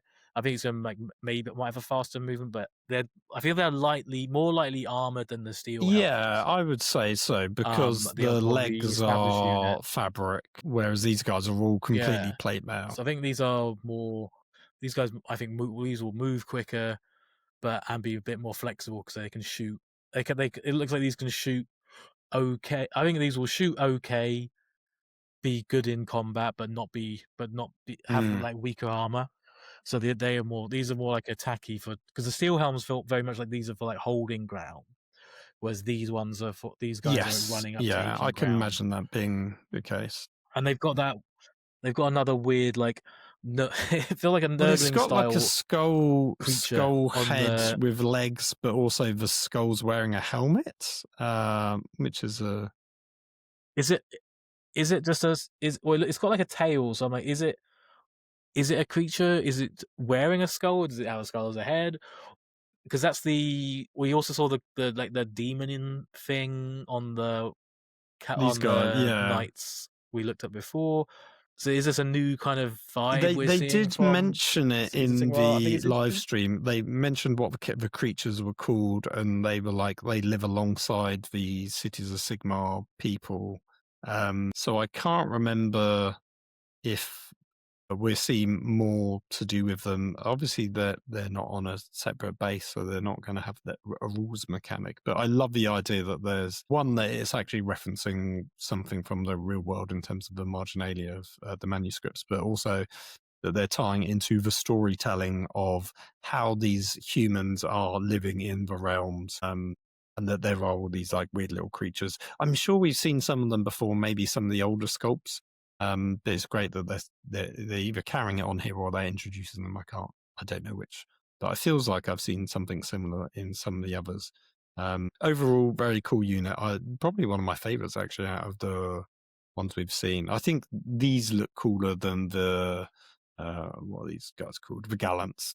The Gallants are cool, but I mean, this hero character's a bit chunky and the chainmail's a bit too flat. It looks like they forgot to curve it slightly. It just looks a bit too horizontal and designed, whereas these look a bit more naturalistic, for want of a better word, and have really cool weapons, right? So yeah, this is my favorite unit, I think, out of the lot. Then we get on to, I think that is it, because that just talks about all of them together.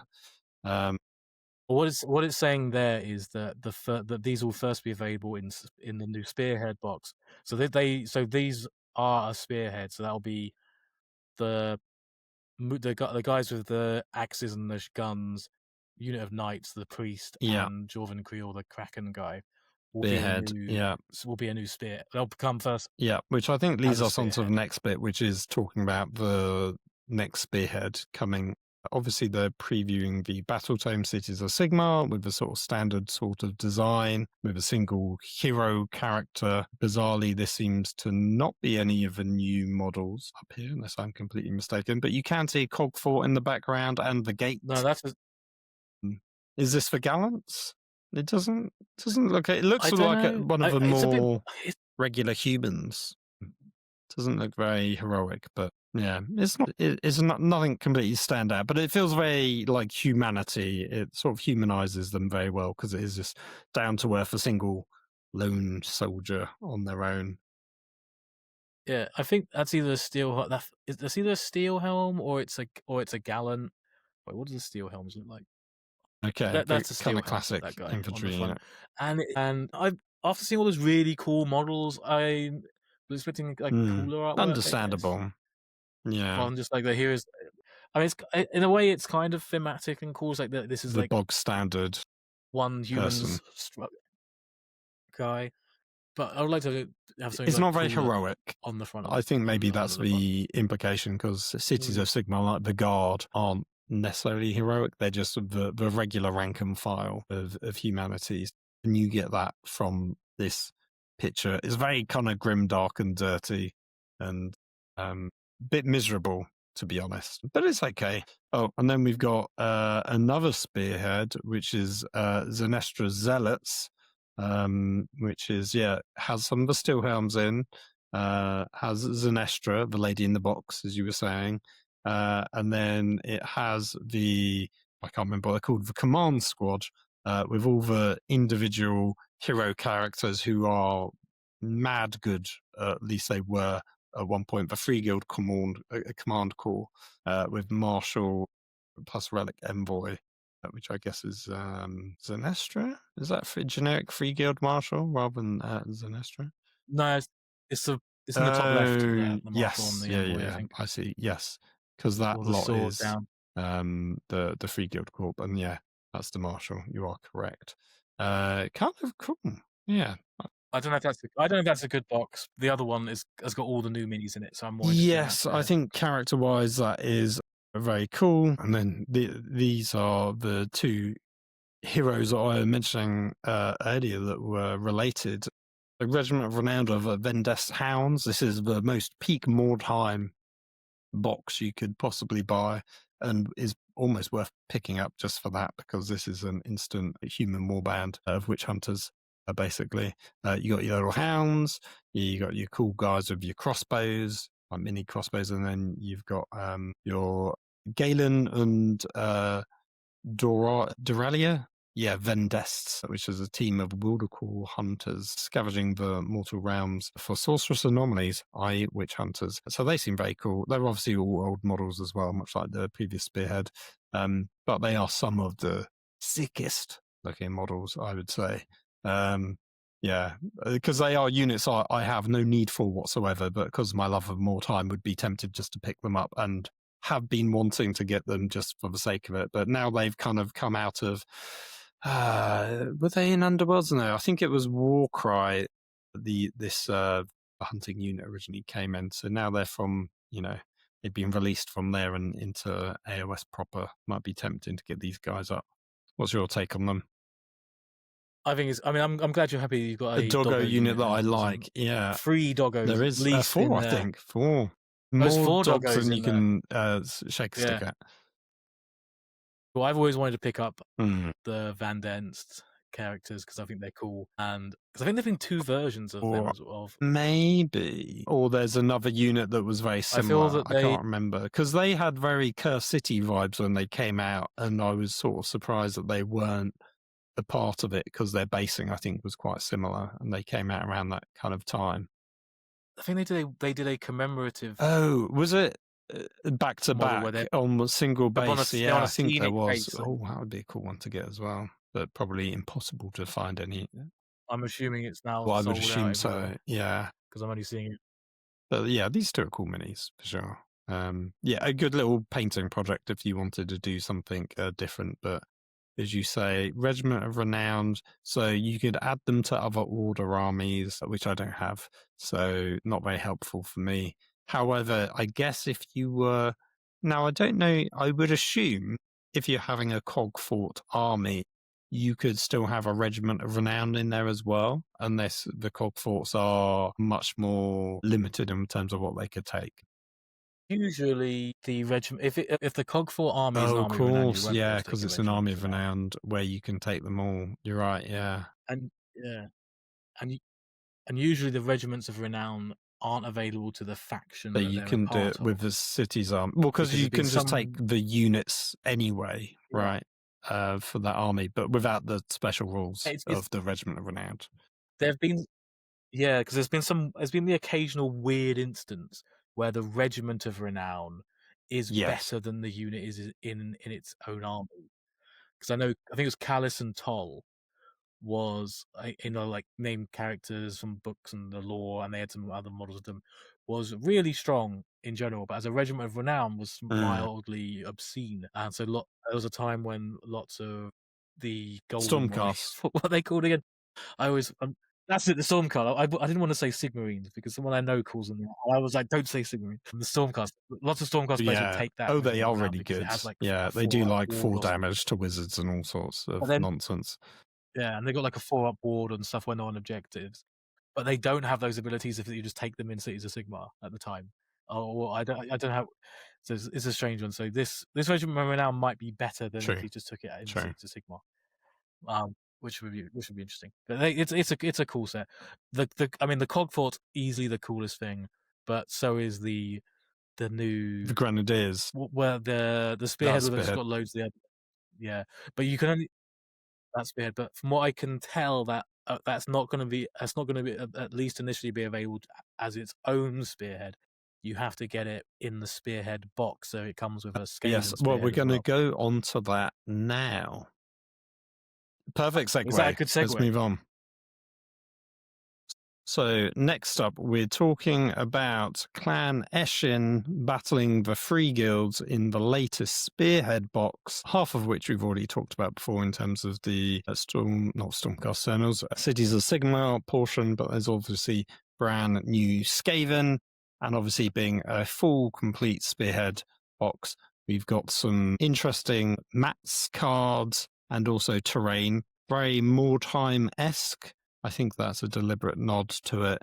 No, it's probably not, teasing us for more time whatsoever, because that wouldn't even be done by the same team. Much like the previous Regiments of Renown, they are nodding to and making use of people that probably want to buy stuff for more time as well. They're double dipping, basically. This is very cool, though. And then, yeah, this is Cities of Ash. Comes with a lovely handbook. We've got some great Cities of Sigmar themed terrain. Little barrel there. Is that a sewer lid? It looks a bit like a manhole, yeah. Manhole cover, yeah. You've got some cool little burnt out ruins.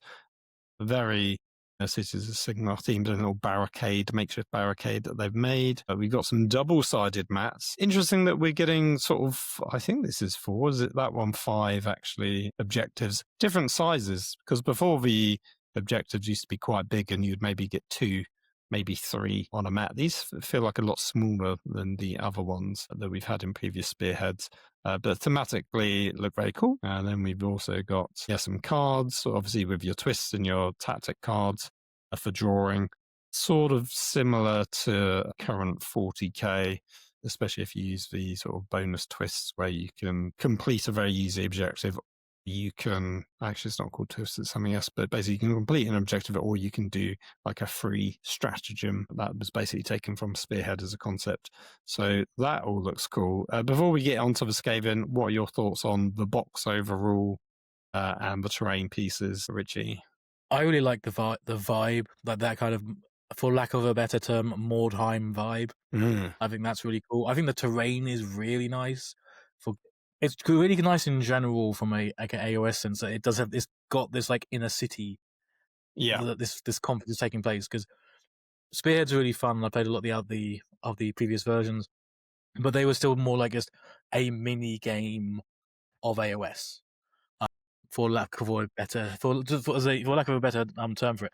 Whereas this feels like the boards and this terrain makes it feel like you're having a more close quarters engagement in like a city under siege kind of thing, which gives a really nice vibe. So I think this terrain is really cool.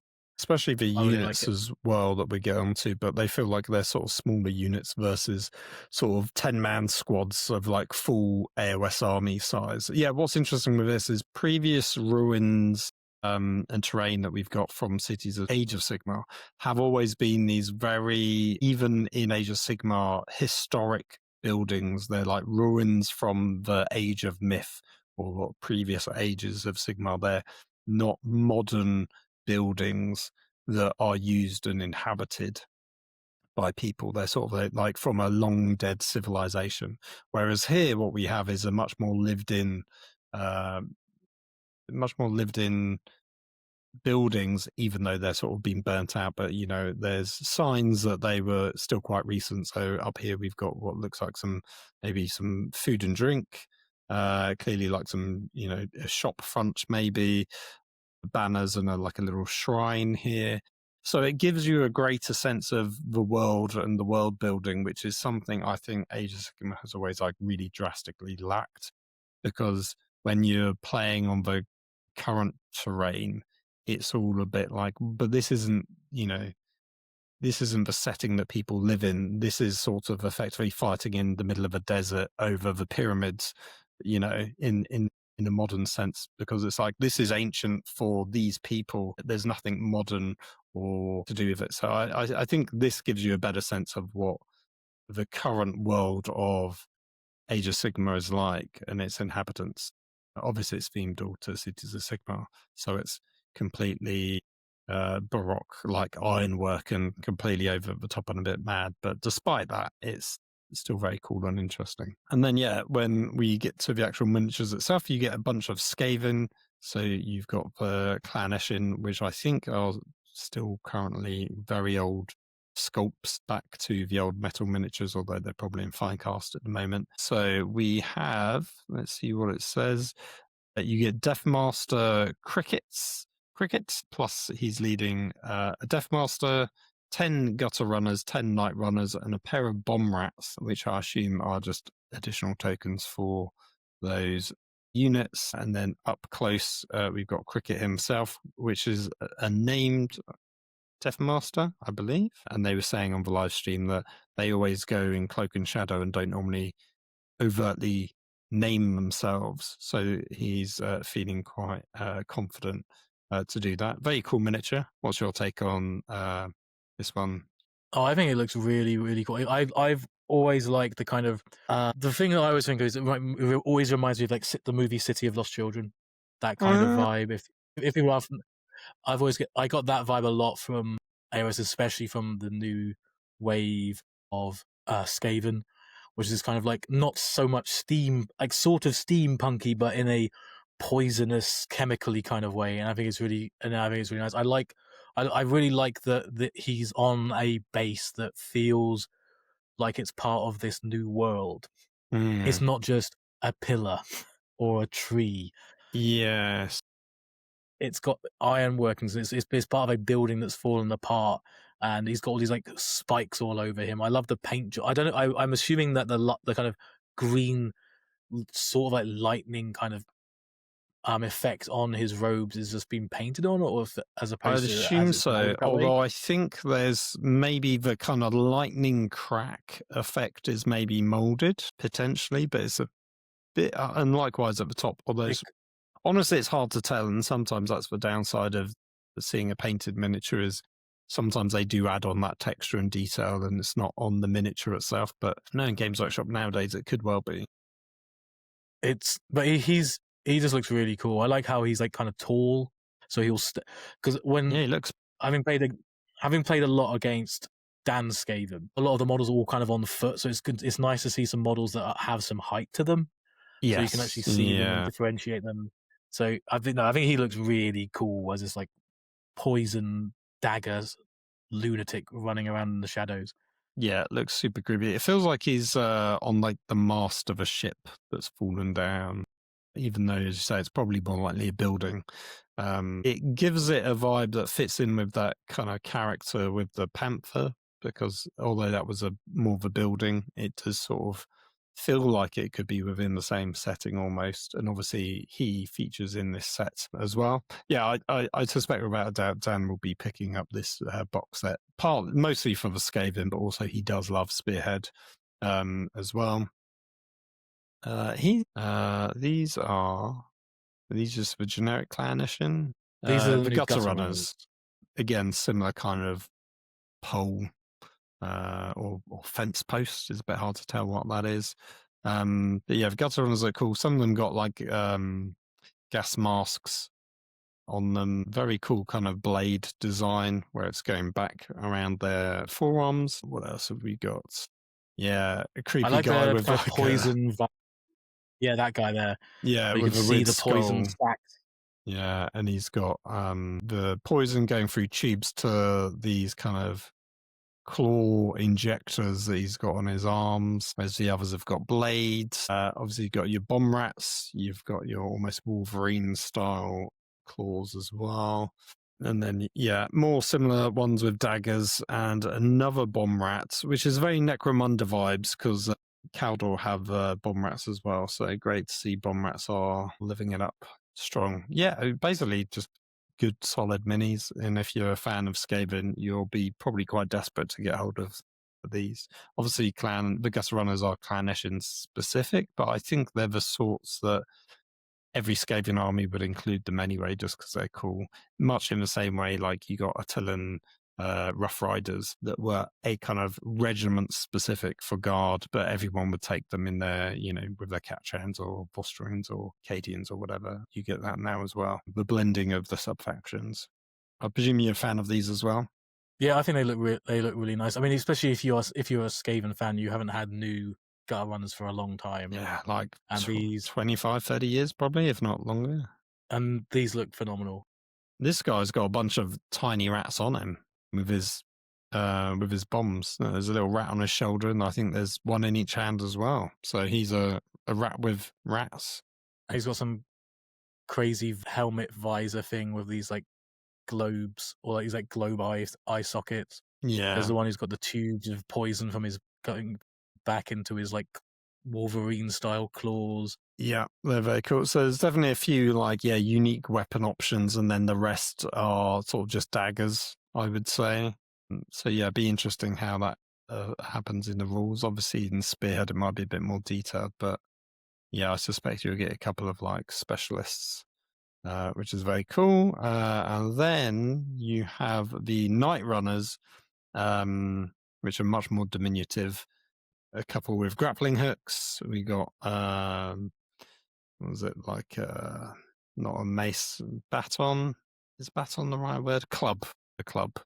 Clubs and daggers, basically. Daggers and daggers. A sling, which was always an absolute nightmare in Mordheim, because that was, from what I remember, the most OP and broken weapon in the game for Skaven, and you could spam it to hell. That's why this set also feels particularly, maybe deliberately, why they themed it to Mordheim, because obviously these guys appeared in Mordheim.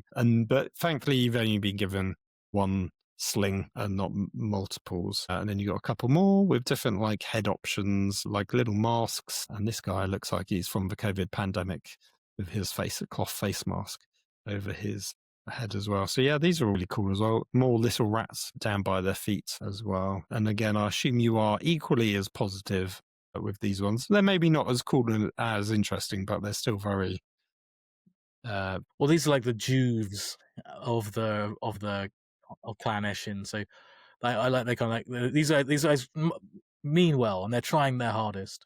So like they've got kind of more basic weapons, just that. Here's a spiky ball on the end of end of some string. Here's some shuriken. The shurikens look really cool, Yeah, and they're almost like nice. they're too good for them. What have they got the Yeah, shurikens for?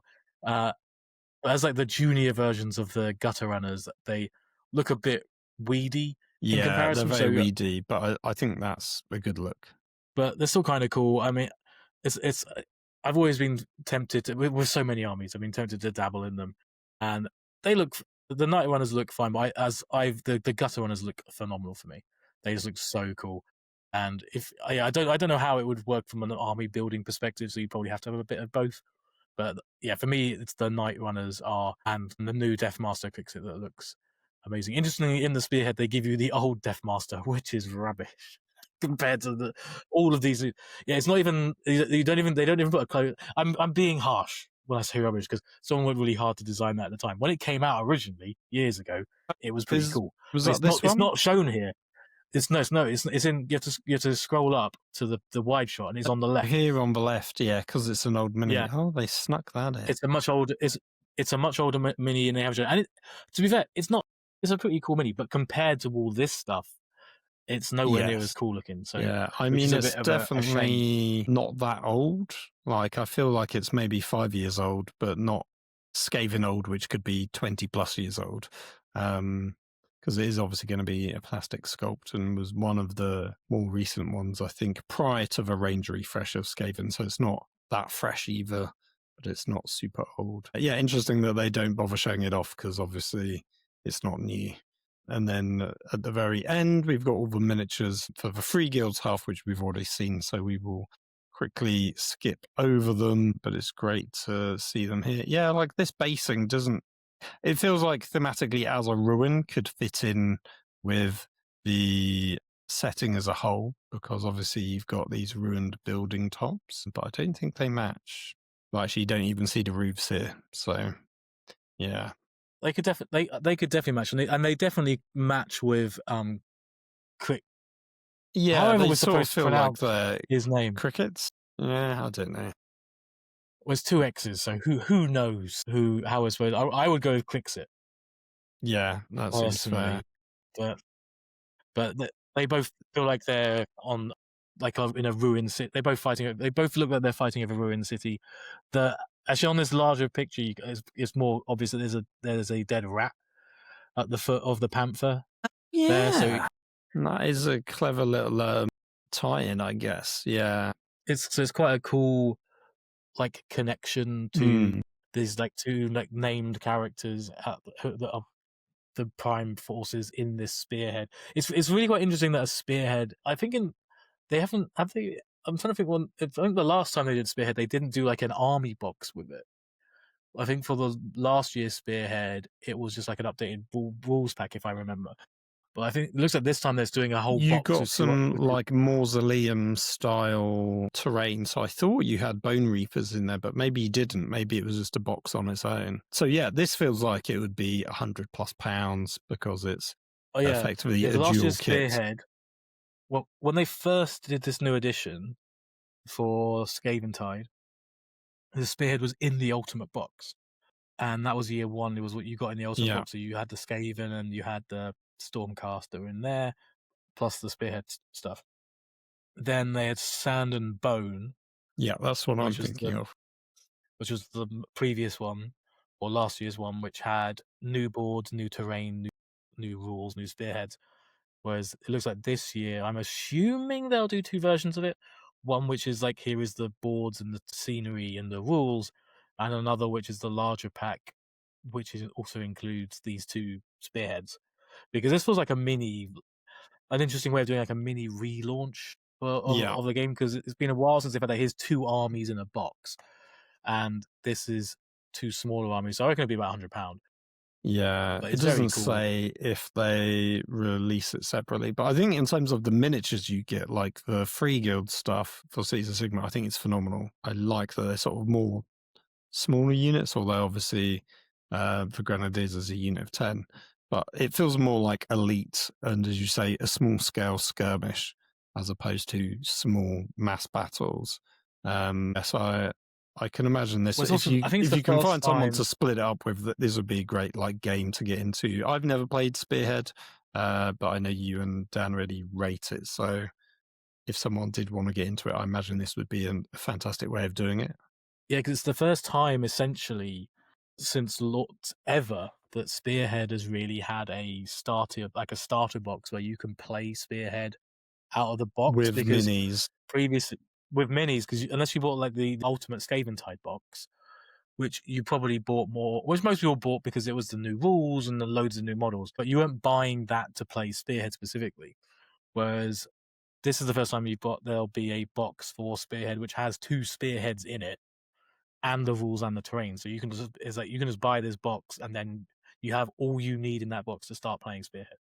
Yeah, no, that's true. It feels very similar to what they do with Warcry when they do like their new edition or new yearly update for Warcry. Not that we've had much for Warcry lately, but yeah, it feels pretty good. And if you want an entry gateway game into AoS, I think this will be probably quite a good shout, especially with the 2 armies on offer, great sculpts. The fact that 99% of them all brand new minis as well isn't going to hurt either. I probably won't pick this up, but because I've got just too much on my plate already. But if I didn't play Age of Sigmar already and I wanted to, I'd be tempted by this. I think the cities stuff really appeals to me. Like the main character, I think phenomenal. I'd quite like to get him. Yeah, not a fan of a Skaven, but we know someone who is. Yes, though we don't like to mention them anymore. It's dead to us. And on that note, we will go to the next section of the show.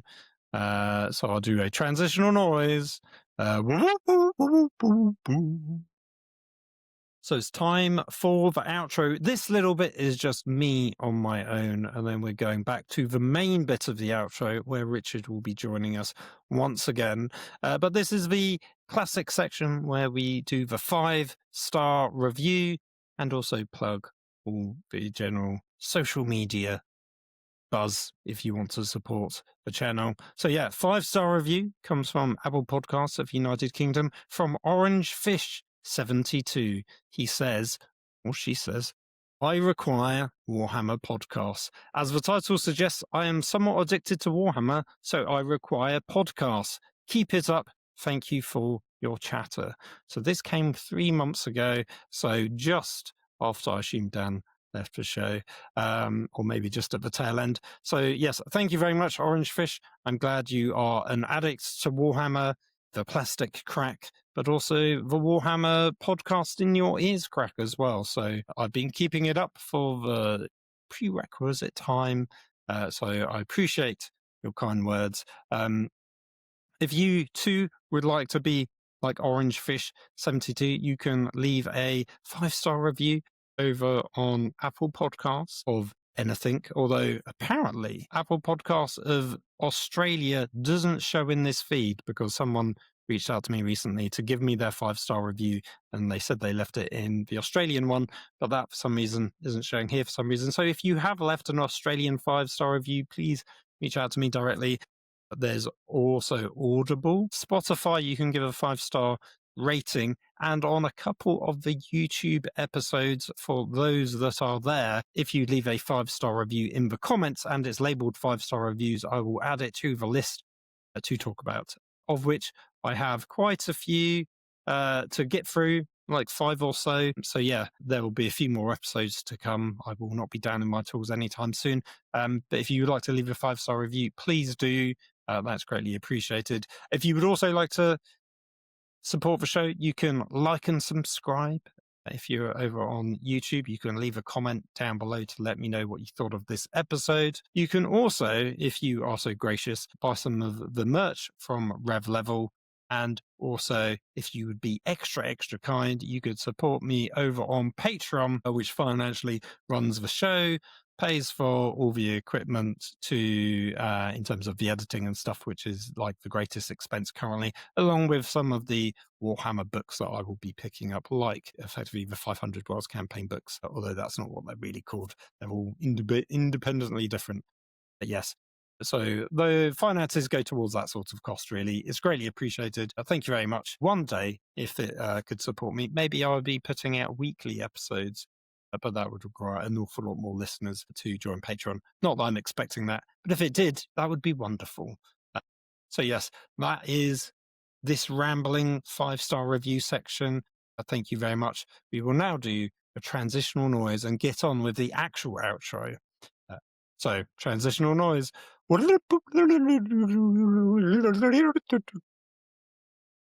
that magical time where it is the end of the show because, much like last episode, we did far too much talking. Yeah, as much as we wanted to do specifically the Heresy reveals, Middle-earth, whatever. It's Middle-earth, right? It looks cool. But not many people play it, unfortunately. So yeah, we're going to skip over those. Maybe we'll get around to them one day. But yeah, I thought we'd do a little outro where we can talk about some hobby stuff that we've been up to lately. I've this week been doing some Nighthaunt building. I've got the Morngul, which is an old Forge World model, which is available for Nighthaunt, or was. It's now in Legends. But my plan is to run it as a Gargant, like a little Man Crusher Gargant, and I've got the right sort of base for it. So I've been stripping it down from its old paint job. I've now got it to perfectly brand new resin looking in terms of quality. And then I've been thinking about different ways of how I'm going to try and make him maybe look a bit more Nighthaunty because he doesn't quite fit in visually with the range. And then I finished up my crossbow unit because I had another 5 of those to build and convert up to look a bit different. And then I've got some chain ghasts, which I wanted to add in as an optional build if I don't take the Mongol, because when I played in the doubles list with Tim had them and they were very good because they basically give you +1 to hit for anything within 12 inches of them if you can roll a 3+. So I figured I would just build them because I've got them somewhere. It was like an old Mortal Realms magazine that I had tucked away in the loft, so I dug that out and built them this week. So those have been my little hobby projects. And I think I've talked about all my 40k stuff in the last episode that I played in terms of games. What have you been up to lately, Richie? Obviously, you've been away on holiday, but prior to that, what have you done? Prior to that, I've been working on my 40k Chaos Knights for the 500 Worlds campaign, which we're taking part in. Yeah.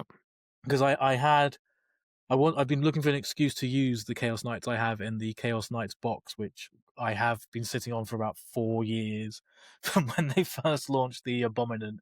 So I was like, okay, I'm finally going to use this. So I built those plus my old Forge World Chaos Knight, which was before Chaos Knights ever existed. So I've been picking up that as well. I've gone for that was a Forge World resin upgrade kit for the standard knights to make it look chaosy, which was very cool. It was, and I've combined that with a Forge World Knight Styrex kit. So I'm basically running a Chaos Knight Styrex, combining 2 Forge World kits, which, if you bought it new, would current rate of inflation is a ludicrous amount of money to have on one Chaos Knight, which has rules which are not particularly good because they don't really balance the Forge World Knights anymore in the rules. But it's been a fun project to do, painting all those Chaos Knights, because I've tried to make them, I'm basing them around House Drakon. For there are any Chaos Knight lore fans listening, I based them on House Drakon because that sounded cool, but there's not too much lore about them. But I've been very much visually inspired by House Targaryen from Game of Thrones, because I was watching A Night of the Seven Kingdoms at the time, and when we started this, which is a great show. I definitely recommend watching that. So, but I'm painting my Chaos Knights have black armor with red trim, and Chaos Knight trim is is not as hard to paint as Chaos Space Marines trim, but it's still pretty tricky to do. But I've been going through all of that fine detail with so I undercoated silver, which when I had to go over everything with like 3 layers of black to get that solid, then 3 layers of red to get that completely solid. Because I'm terrified of putting splotches on, so I'm always like I'm thinning my paints down possibly too much to make sure that it looks really good. So I'm slowly working my way through doing all the details on those, and then I'm trying to convert up because I wanted to add in a Knight Ruinator, which is the one that came out last year or the year before for Chaos Knights, which is the one which has got a flame cannon and this like siege drill thing, and some missiles on its chest. I don't like the model. I don't think it looks very good at all. I think it looks a bit weird. Mostly it's the drill. I don't like the look of the drill. I think it doesn't look that good. So I was able to get off Dan his old Cerastus Knight Atropos Astaroth, or the Cerastus with the flame gun. And the flame gun and chainsword, wasn't it? yes, and I was considering building that and adding spiky bits on it so I can start undercoating that hopefully this week. But the problem is using that in the campaign as that particular Cerastus Knight. The Cerastus Knights aren't very good. They're all, other than the one of the Lance one. Lancer. That's it. The Lancer's really good. It's got, as is the one with the Gatling gun. Forget what it's called, Castigator. The Castigator's good, and the Lancer are good. The others all have rubbish rules that no one's ever looked at and isn't going to fix them.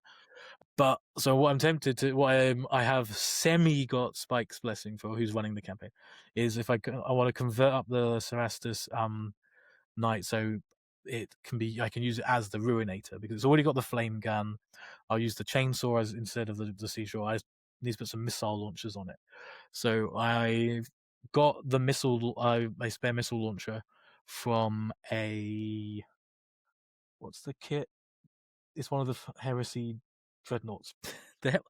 What's the Heresy Dreadnought one? It was Deredeo, Leviathan, Deredeo. Okay. So there's a Deredeo missile pod that I'm finding a way to put on top of the Cerastus Knight. So basically, I'm going to be converting it up a Cerastus Knight to run it as a Ruinator. It's going to be a bit too tall, but the base is the same size, so it kind of still works.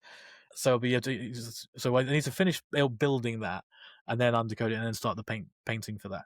But I probably won't have that ready for this coming weekend, which is our next day of the campaign of the 500 Worlds Day. So we're all going down this weekend to a Admin location. Cafe. I didn't necessarily want to say because this might be going out before we're there. Yes, it will do. I mean, if people want to come down and say hello and stalk us, by all means.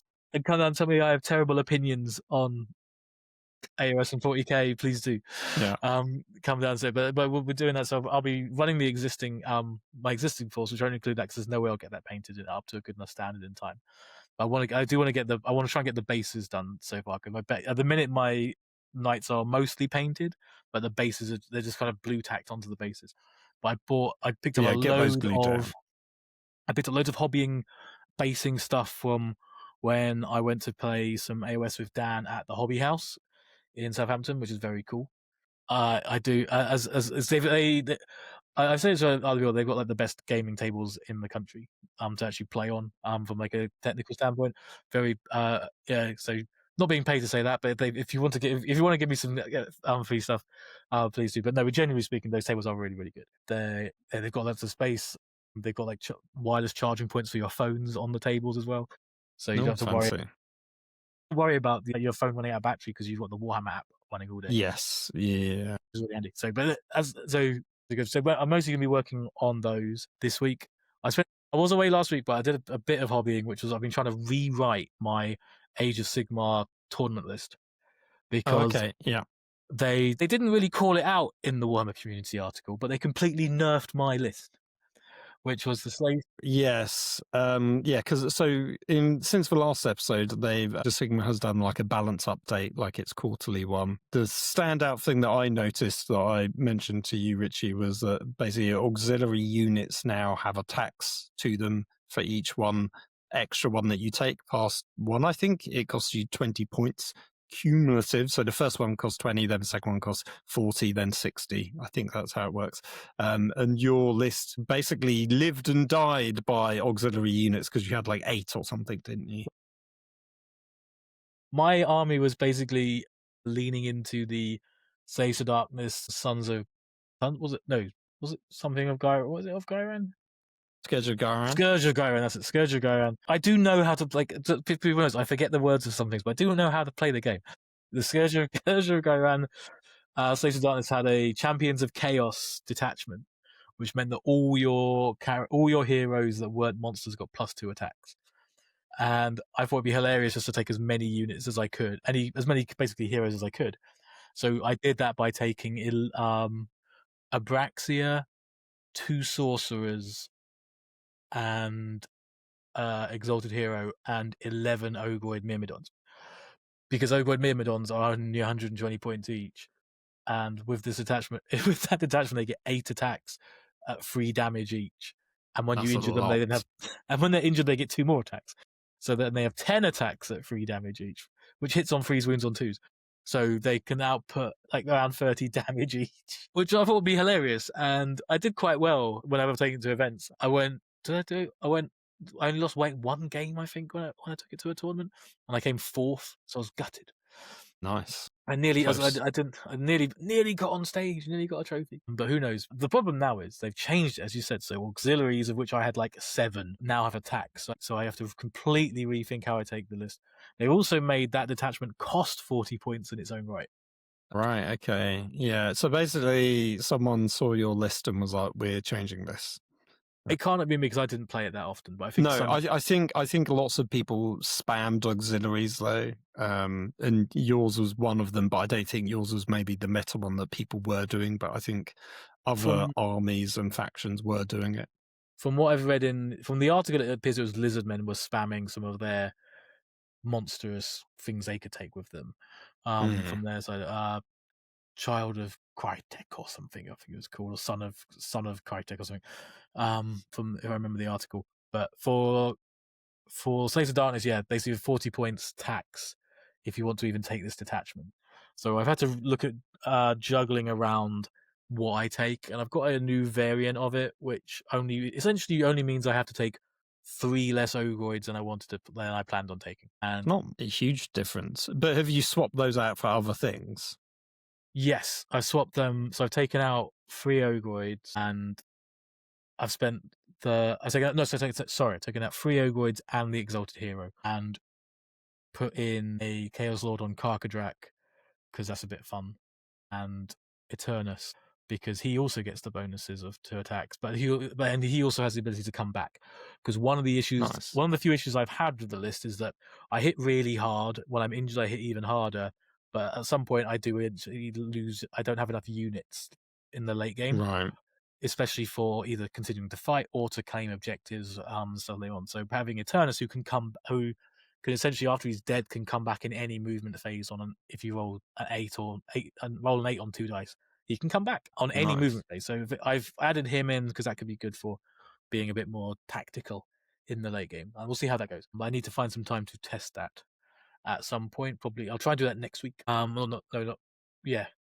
by the time this goes out, I'll be trying to do that the week after. Is when we wanted to try and test that. So I'll be bugging yourself or Tim or Dan. I would like to do a few test games because I've beyond the Mongol, I've got everything else built for my list, so I could test out one of the others, and I've got a few different variations. Some I've got some chained rasps in, which I haven't painted up yet, but they're all built.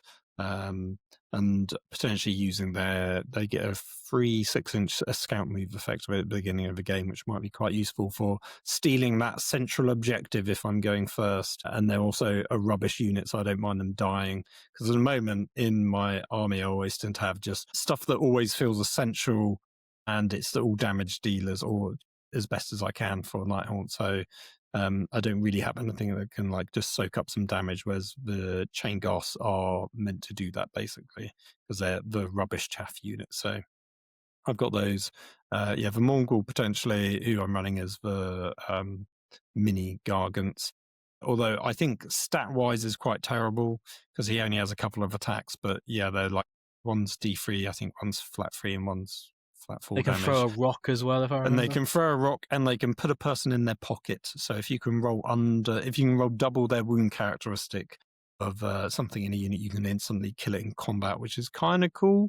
A very low number of attacks. I think the best thing about it is its control score 10. But ultimately, for the same number of points, I could fit in, because I think it's 160. Effectively, with the amount of points I have left over, if I took that out, I could have 200 points to spare, which gives me 2 100-point units, which I think is probably way more efficient in terms of being able to do stuff. But I think rule of cool is I would take the Mongol if possible. but I'd like to playtest out a few options. The thing I really want to playtest out is, so I've been doing Kurdos, who's the king, and I've been doing the Scourge of Garan version, who's been pretty good. But the new Battle Tome version of him, they changed slightly, and he combos really well with the crossbow unit, whose name I can't remember. But basically, I'm taking your dreaded thing, Richard, a reinforced unit, but it is only from 5 men to 10 men, so it's not that egregious. It's not 20 like it would be if I was Lumineth Realm Lords, but each one does get to shoot twice. So my 10-man unit gets to do 20 shots. Obviously, I do that in my phase, my shooting phase. I get to do that in your shooting phase with not Overwatch. It's something like that, though. But basically, the I shoot in your shooting phase stratagem. Fire or something? Covering fire, yeah, that's it. Covering fire. But also, Kurdos's special ability is when he charges into a unit in my charge phase, that unit also gets to shoot at them for free then. So in one battle round, I could potentially be shooting 3 times. Immediately, it's just with 1 unit of crossbows. I think they're like 3s and 3s or 4s and 4s or something. Maybe rend 1 damage. Nothing special, but that's what I've lent into with this list. I've never had a shooting unit in my entire life in Age of Sigmar, so it'll be fun to actually do some shooting in the shooting phase. So that's the build I've lent it in towards. It will probably be terrible, to be fair, but I want to play test that out and see how it goes with Kurdos. Being the non-Scourge of Garan version, because I think the Scourge of Garan version is slightly better, but with this ability with the crossbows, I think it'd be worth testing out basically to see if it's any good. That sounds good. I mean, I shouldn't talk because I'm not trying to make friends, with your because I'm pretty sure nobody spam. My Myrmidon spam. I wouldn't say it's spam. The thing is, I play it very well, and I also know how lucky you can be with it, because I've been lucky multiple times with it where I've like survived. I've had like a Myrmidon survive on 1 wound from Kragnos, and then he just swings back and kills Kragnos. That's very cool. Yeah. And I've had like 1 Myrmidon kill almost everything. They've killed like giants, and not the. Actually, they haven't killed giants. They have killed Kragnos. 2 of them have taken down. 2 of them have taken down a giant. 3 of them took down Brod. In attacks. Wow, that's cool. I just like them because they're really fun. I think they're a slept-on unit because people hardly seem to take them, but they're just a lot of fun, and they put out a lot. Also, most people haven't done what you did, where is you proxy them with the unit variant of the Ogroids rather than the character version, which is what you're technically meant to do. Well, if I did that, they'd all look the same, which wouldn't look. Which would be boring. To be fair, I think your way of doing it is better visually. I think it works. So I'm not criticizing you. I'm just pointing it out. Just pointing it out that I'm sort of using proxies. Well, that's sort of right. I'm using them. To be fair, I did have to pull out of the LGT because they were like really strict on that. Really? Did you ask them? I asked them before because they were like really strict on proxies and stuff. And so I asked them, like, is this allowed? And they're like, no. Is it okay? You didn't tell this at the time. Can I get my money back? And let's not get into that. Let's not get into that. Fair. I mean, I sort of get it because it's also a unit in the game that you could be taking. So I guess there's an element of confusion there. But I think when you explain to someone, most people would just be like, I didn't even realize that was a difference. It's an Ogroid. Cool. Like, it's not a problem. Yeah, and if it still plays well, I need to find a way of converting them all up so they all do at least have a spear of some kind, rather than. But as I say, yeah, because if you, I mean, the main thing, they're all individual units. It's a fun list to play in. I mean, I find any list becomes a lot more fun playing in a 40k or AoS when your individual models of units. So you're not having to worry about not that you have to worry about coherency, because you're not trying to meta game anything with coherencies. It's also just like a low model count, right? So it makes it easier to push stuff around and roll dice. Yeah, you don't have to. This model can move this far. That's fine. You don't have to worry about how far the rest of them can all move. So I'll see how that plays. Alternatively, I could take, and I'm semi tempted to take, a Gloomspike Gits list, but basically Trugs. So yeah, because you've got that army. I've got 1,000 point of trogs anyway. I could add in. I've got a bunch more trogs that Joe gave me, and I've got the what are they? The Sunstealer Wheelers box. Those Yeah. ones. Yeah. Because there's a Regiment of Renown I could take of those. Well, I can't take them as a Regiment of Renown with Gloomspite, so I just have to take them in the Gloomspite kits. But they Oh, seem true. quite Yeah. nice. They could be a bit of fun. But I do like the idea of just taking You could trogs. take a Cogfort with them. I don't think the if it's Cogfort's out in going to be out time. by then. We've got like a month until we're going to that tournament. There's no way you think. Is it May? Yeah, I get. Well, Yeah, it's sort of. Well, it's the end of May, so it's sort of just under no, 2 months. it's the beginning of May. Like, no, it's the 20 something or other, isn't it? I don't know. No, I'm going to have a quick look. In which case, I need to get along with painting.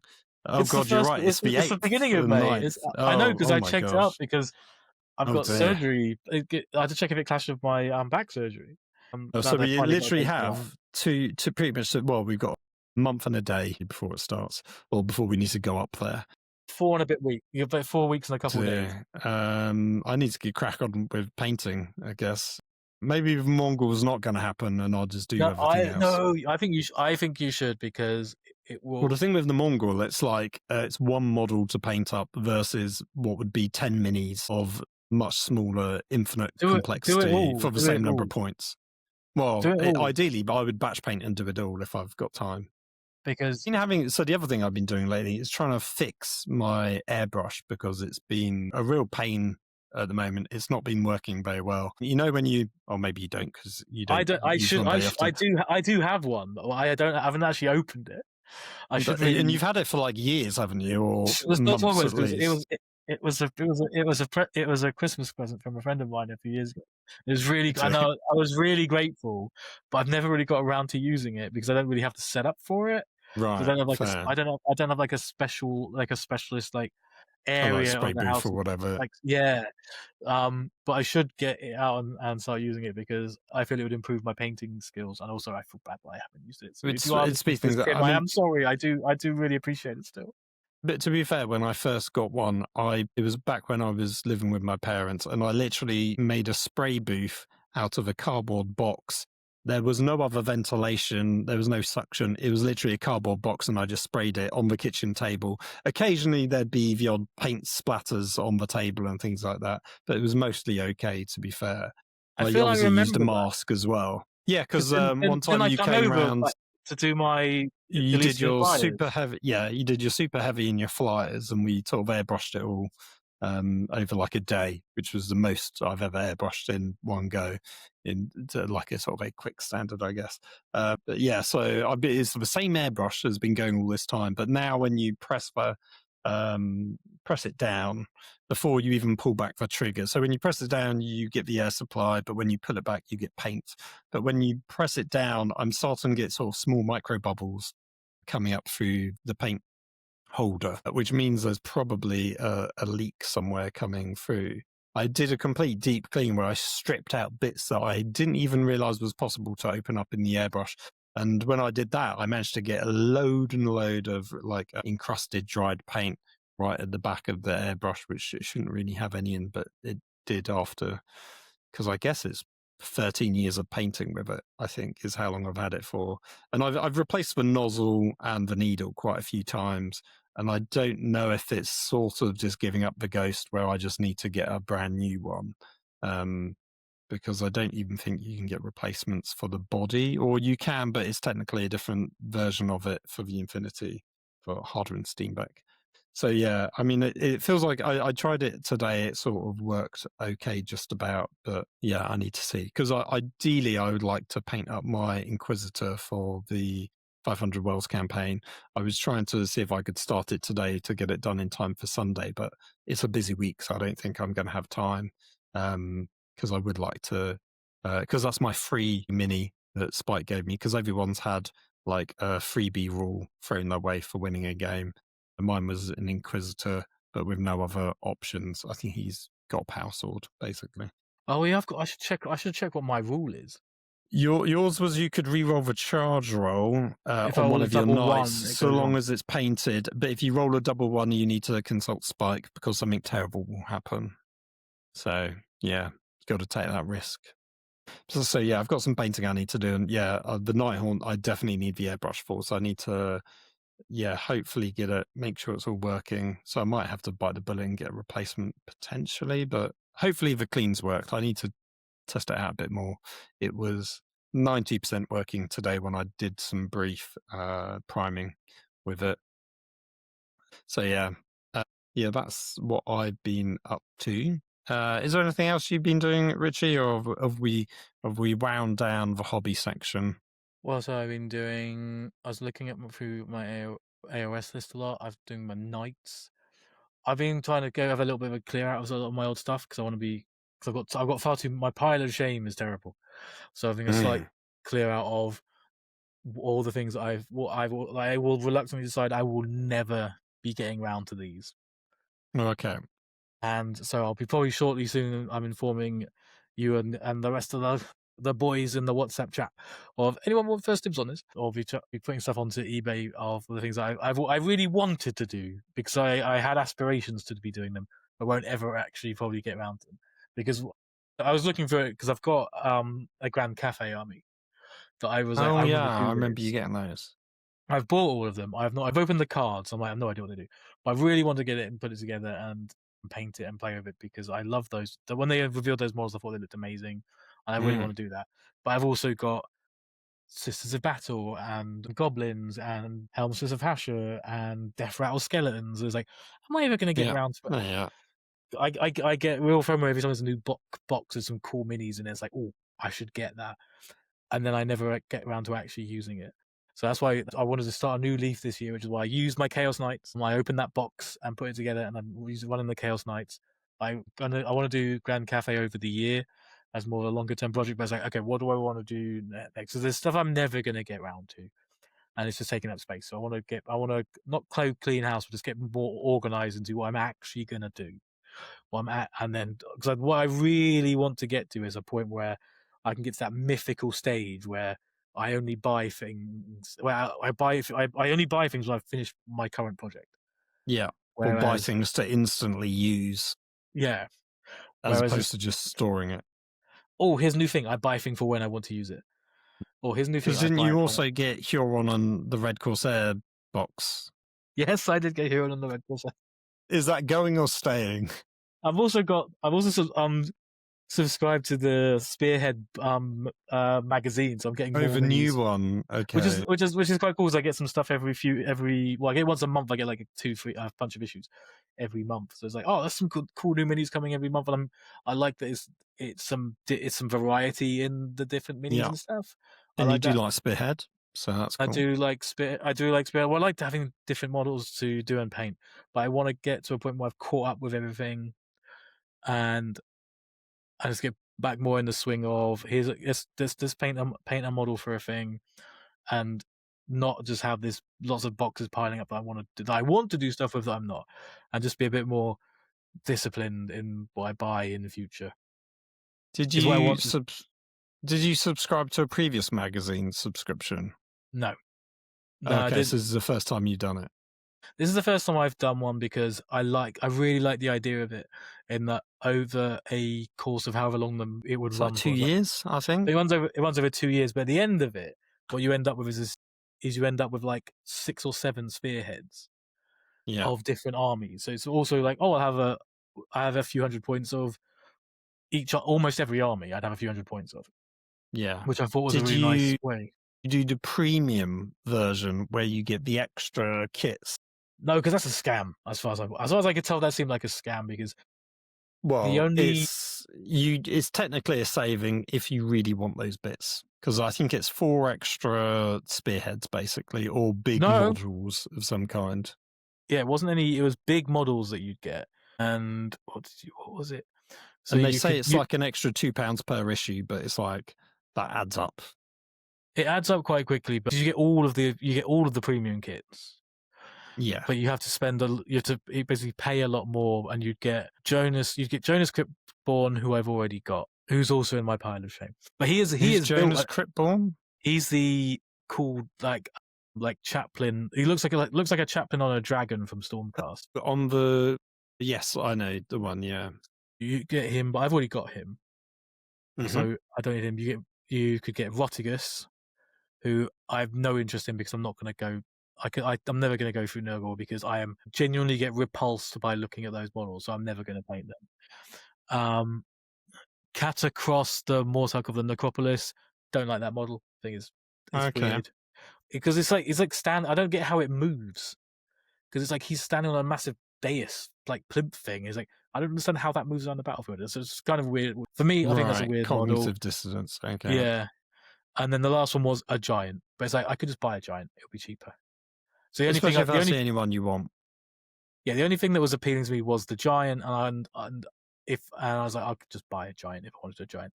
So I'm just doing the standard version of the magazine. So I've had I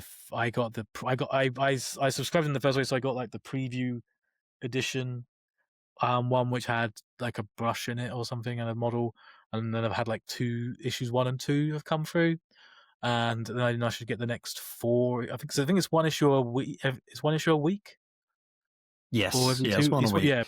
But Yeah. weirdly, if you If subscribe, you get them late. If you subscribe, they give you one, because they want to save on post. I think you get 4 issues every month, so they send them out to you in a bundle deal. Yeah, you send them in a bundle deal, but you essentially get them all late, or you get 3 of them. Yeah, so you have to wait for the 4th issue to come out for everyone else, and then you get all of them. So yeah, you don't get them up front, sadly. And also, I think there's sometimes some extra subscriber things you can sign up for, where you get like a binder or something for. There's a ring binder that I'll get on the 3rd delivery. There's a paintbrush set on the 4th delivery, and a mug on the 6th delivery. That'd be and quite cool. I got something else with the start of it, like a little edge scraper thing. Okay. Not remover. Not an edge scraper, a mold line remover. But it's a little one. This is just a little one. Nice. So it's like a big one of those keys you get to get your SIM cards out. Right. Of your phone, and some basic looking clippers, which they now sell on their site as like a little bundle. Oh, that's cool. But yeah, I signed up for that because it's like you'll get every month. I'll get a few minis. I want to get back into more regularly painting, not having a stockpile. I guess it's not going to help you downsize, but it will give you a project to be working on, basically. Yeah. So a bit like your Underworlds one. Yes, I really like my Underworlds. They're all like they're easy to display as well because it's not like loads and loads of models. Because I'm worried about new 40k. Like I might be interested by it, or I might not. And forbid that you might. I think I'm positive about it. I think it'd be interesting to see what they do with it. And obviously, we haven't had time to talk about it this week, but maybe next week there'll be hopefully enough to talk about, because they're currently drip feeding some rules. So they've talked about how you build armies. They've talked briefly about some of the mission setups and how you ultimately how you build your armies with your detachments, and the detachments unlock different ways of playing the game. So there's lots of different combinations with that. And then they've revealed the Orc War Boss and the Vanguard Veteran, which I think has been widely criticized for being a bit bland. I mean, it's okay, but it doesn't look much different from an Assault Intercessor with jump back, basically. I'm currently not a fan of the way they're revealing the miniatures. I think I can't remember how they've done it most recently, but I would prefer it. I would prefer if it's like, here's all these cool new models you're gonna have, rather than like once a week. It's like, here's an intercessor. Because like, here's an intercessor and here's one, and then because originally it was like, here's an intercessor and here's an orc. It's like, all right, the helmet's different. I think it's to eke out the hype, but I strongly suspect it's basically to mitigate either 3D sculptors or people that are just running those images through like generators to generate 3D models, because I think it was like less than 24 hours of them revealing Yarrick. It was like so soon afterwards. I've seen someone post online like a 3D CAD copy of it, and it's like 1-to-1 basically. And I saw someone do that with Huron, but the Huron ones I think were AI generated. based on sort of the images that Games Workshop put out. So I strongly suspect there's a real incentive for Games Workshop to try and limit the amount of minis they're showing too far in advance before the box is actually out. But part of me is like, those people that will 3D print those knockoffs will be probably doing that anyway, regardless. And they aren't Games Workshop's target audience, but I think they maybe just want to mitigate people maybe jumping ship or people buying them off of someone that could print them for them. Maybe that's my suspicion, basically. It could well be that. My suspicion is that it's a way of plugging up the social media calendar for the next few months. That is It's like true. with the rules. It's like I'm not. At least with this week, at least I think this week is it. I need to check what they've been releasing this week, because I don't like when they drip feed the rules of like, here's what this means. It's like, well, what? Because I want to see. I think I remember saying the same full thing. Context. I need to see the full context of what all these rules mean, because otherwise, it's all I have is more questions, and then I feel like if I ask a question, be like, wait and see until we tell you more. It's like, but it could be a week's time. Just tell me what's which is new a bit in the game. frustrating. Yeah, because that's similar with the detachment stuff. So they've talked about how detachments can be modular, but at the same time, it's like, okay, cool. Well, a detachment's 2 pages big still, or a detachment's now 1 page in terms of content. How does mixing detachments work? In terms of what you can take, and how many stratagems is each detachment going to have. If you're able to have up to 3 detachments per army, that could end up being a lot more stratagems than you currently have access to. Or each modular detachment is so much smaller, you get like 2 stratagems for each one, so you invariably end up having not many stratagems at all. Who knows, because this is all speculation. They haven't told us anything. At time of recording, all we know is that there's something called detachment points.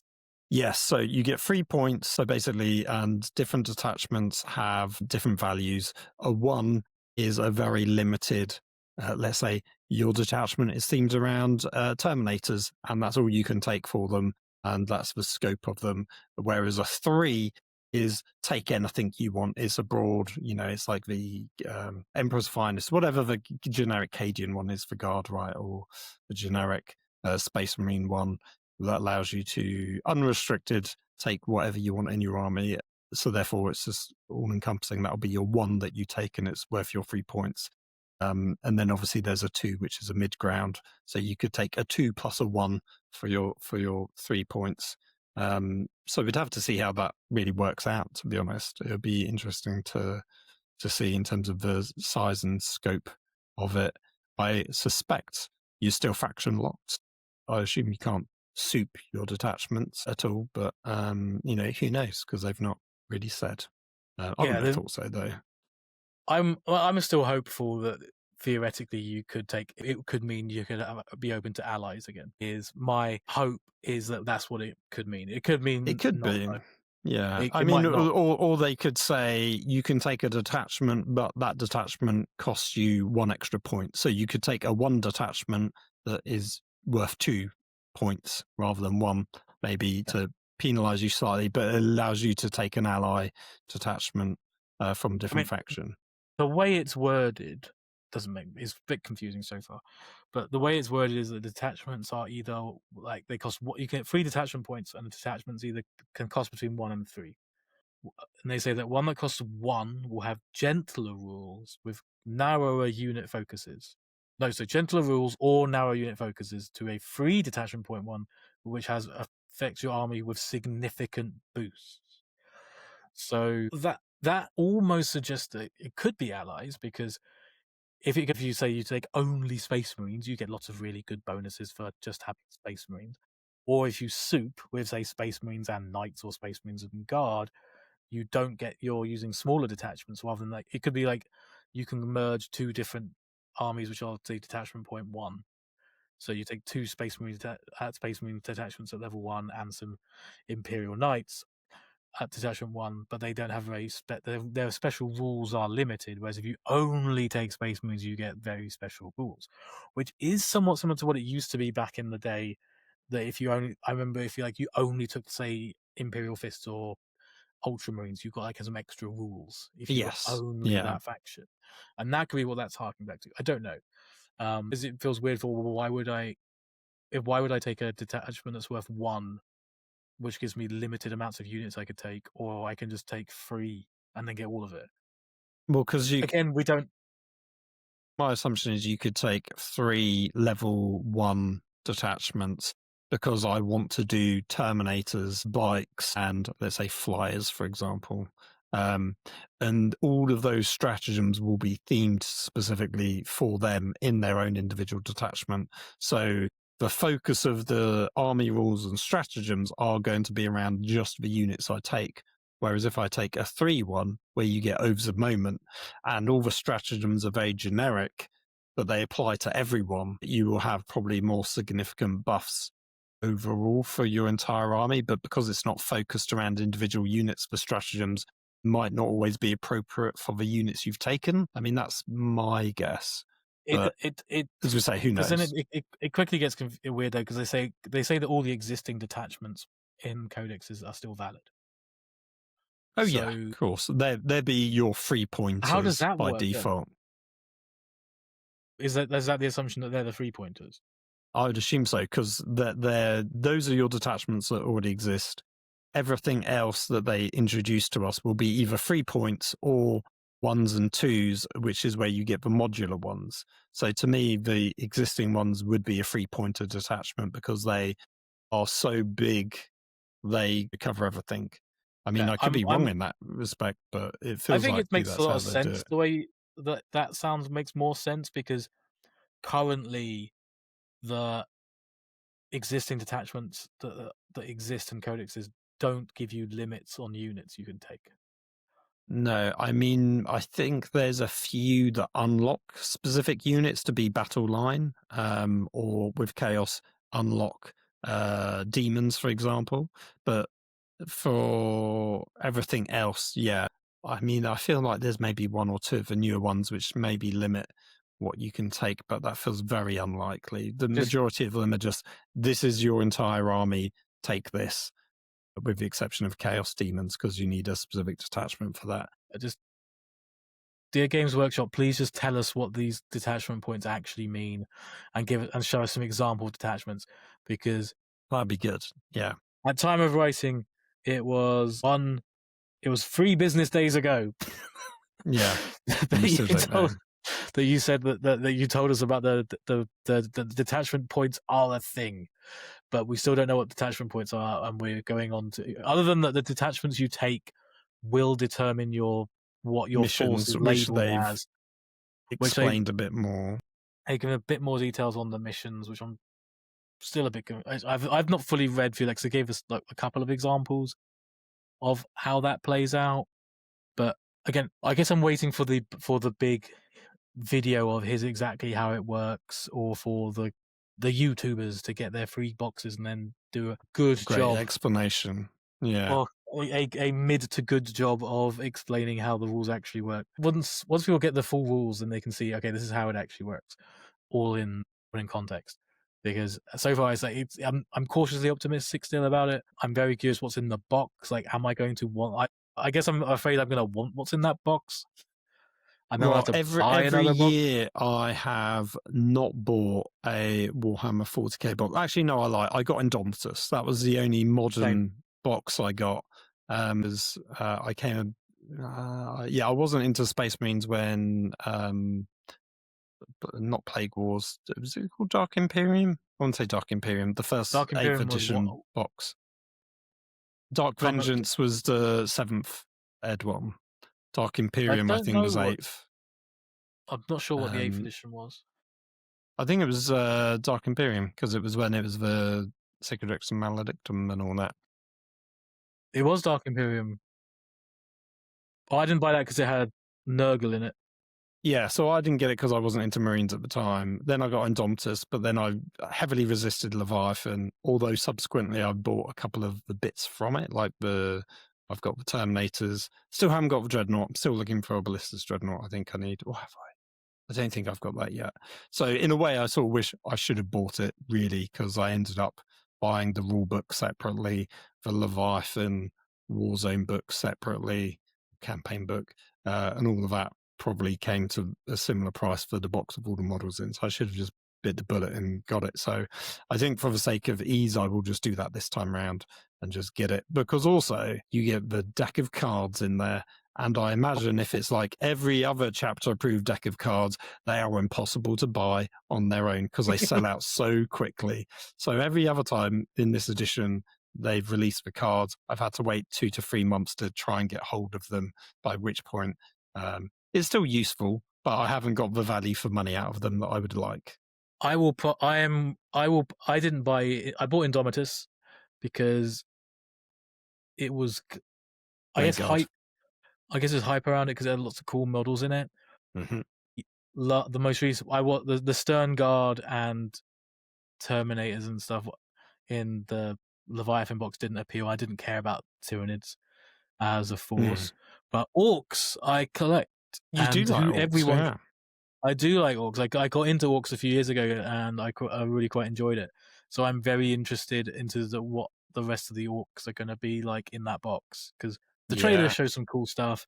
So I could see myself getting that box, which is annoying because I've still got an Indomitus box, which has got loads of stuff on the sprues in it. I'm sure all those Necrons are still on yours. If anyone wants Necrons, just hit me up, because I've got all the ones in the Indomitus box. I think I do. I think Tim's after some of them, because I was originally gonna give him some. But yeah, I keep meaning to eBay my Necrons, because I had a dream years and years ago because of the Aphelion project, which was not Aphelion project, Fall of Orpheus, which was an old Imperial Armor book with Minotaurs, Krieg, and Necrons. So I always had the idea of doing Necrons because of them, but I think that time's passed. I don't think, as cool as some of the things are, I just don't think I could do it.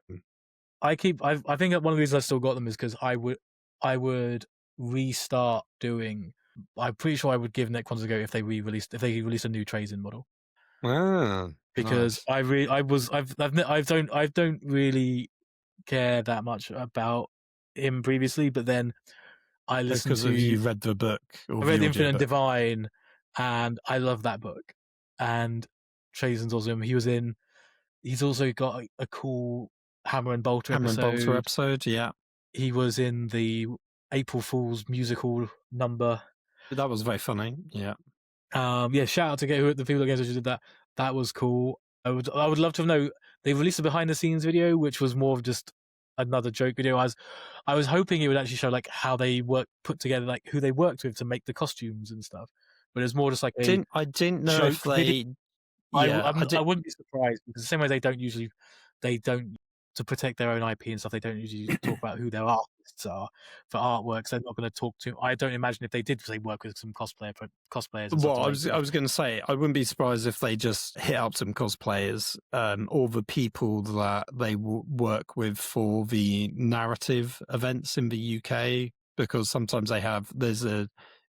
I don't know if it's a Trajan character, but they have a Necron character in full cosplay for that. So I wouldn't be surprised if it's those people and they're just repurposing those things. That did feel like a very high budget April Fool's, when normally it's like a 3D mock-up of a painting handle or something, like really low effort but funny, right? This feels like they put some serious work into it, more so than some of their like announcement trailers. To me, it felt like there were a bunch of like fans who already had those costumes, and they just asked them to be part of it. They just got people together who already had the costumes, and then they would have likely maybe worked with the local university or something who had like a dance troupe to be able to say they worked on it. Yeah, and but those the songs, like the actual musical element. The songs are pretty cool. It was pretty cool. I think they did. Whoever they worked with did a really good job to make it look more higher production than it was. And I don't mean that, and I don't mean that to cast shade on anyone at all, because basically it looked really high quality, and probably more high quality than it actually was. So they did a really great job of making it look super premium for what they had, and it was really impressive. Trazyn was in it, had a great song, very fitting for him. But the Trazyn model is still from Finecast. It's an old Finecast mini. Oric and the Diviner had a new model a couple years ago, I feel like. And if they did do an update to Trazyn, or Trazyn, as they pronounced it in the behind the scenes video, which I'm sure is wrong, well, I hope it's wrong because I've been saying it's Trazin all this time. Well, how do they Um, pronounce it in the audiobook? I feel it was Trazin.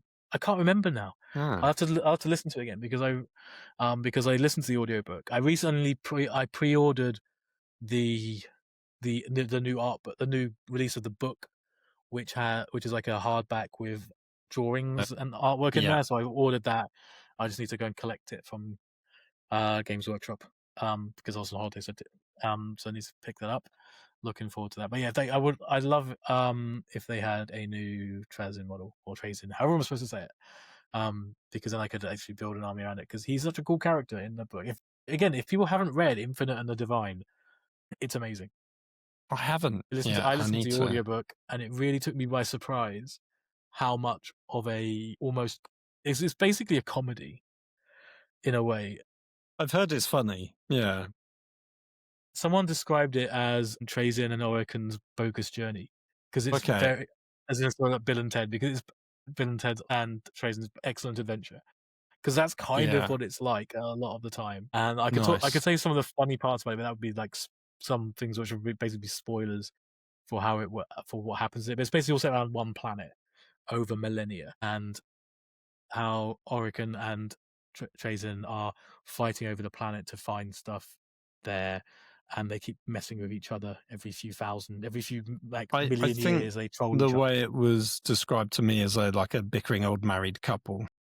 But yeah, there's definitely odd couple vibes from it too. Yeah. Nice. That sounds cool.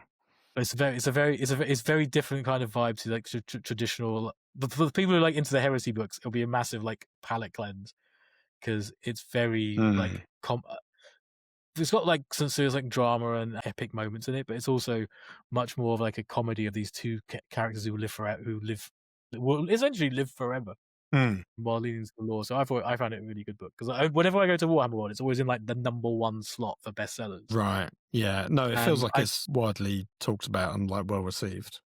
So yeah, highly recommended. Yeah, so I ordered the re-release, which had got some additional artwork in there. So I'm Nice. looking forward to picking that up. Cool. Yeah. I think I've always loved the old flyers. Not because of the flyer span, but also because the Forge World did a bomber variant.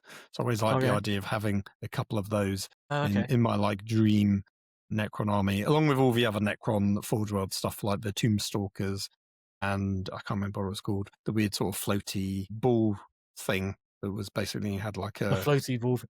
it had like a kind of the graviton gun of a dying star or something inside it. It was quite a mad I do think they do have some very middle cool. thing. I think a lot of the minis they do are really cool. I've never really liked the destroyers. Basically, like this, like here's just a paperweight of a gun. I didn't like those, but I like the kind of spider vibes they have. The thing I like the more three-legged ones now. I think if I was to do an Necron army, I'd team it around the three-legged Walker minis, and they've been slowly giving us more of them, which I think is very cool. The only thing I wasn't a fan of with them, and it's more of a general thing across the 40k lore, is that their lore and the Thousand Sons lore overlaps in an awful lot. Yes, And in that they've recycled that. They both have the Egyptian sort both have of Egyptian beams and scarabs. They both have an idea that they are automatons that live forever, with leaders who with the trying leaders to still get their think. bodies back. Yeah, Yeah, and it's a bit too similar thematically and visual and like with iconography as well at times. But they've definitely been improving that with like more recent model releases and that. And then I really do like the Necrons. As we're talking about Necrons, though, I'm still slightly annoyed about that bait by the tease in Space Marine 2, where you are. for Necrons So yes, towards the it's end. for people who haven't played Space Marine 2 yet. Near the end of the game, you go deeper into the planet and you've uncovered these Necron ruins. And it's like, oh, wow, the Necron's going to wake up and this is going to be some big thing where you unlock the tomb and you'll be fighting Necrons as well. Nope.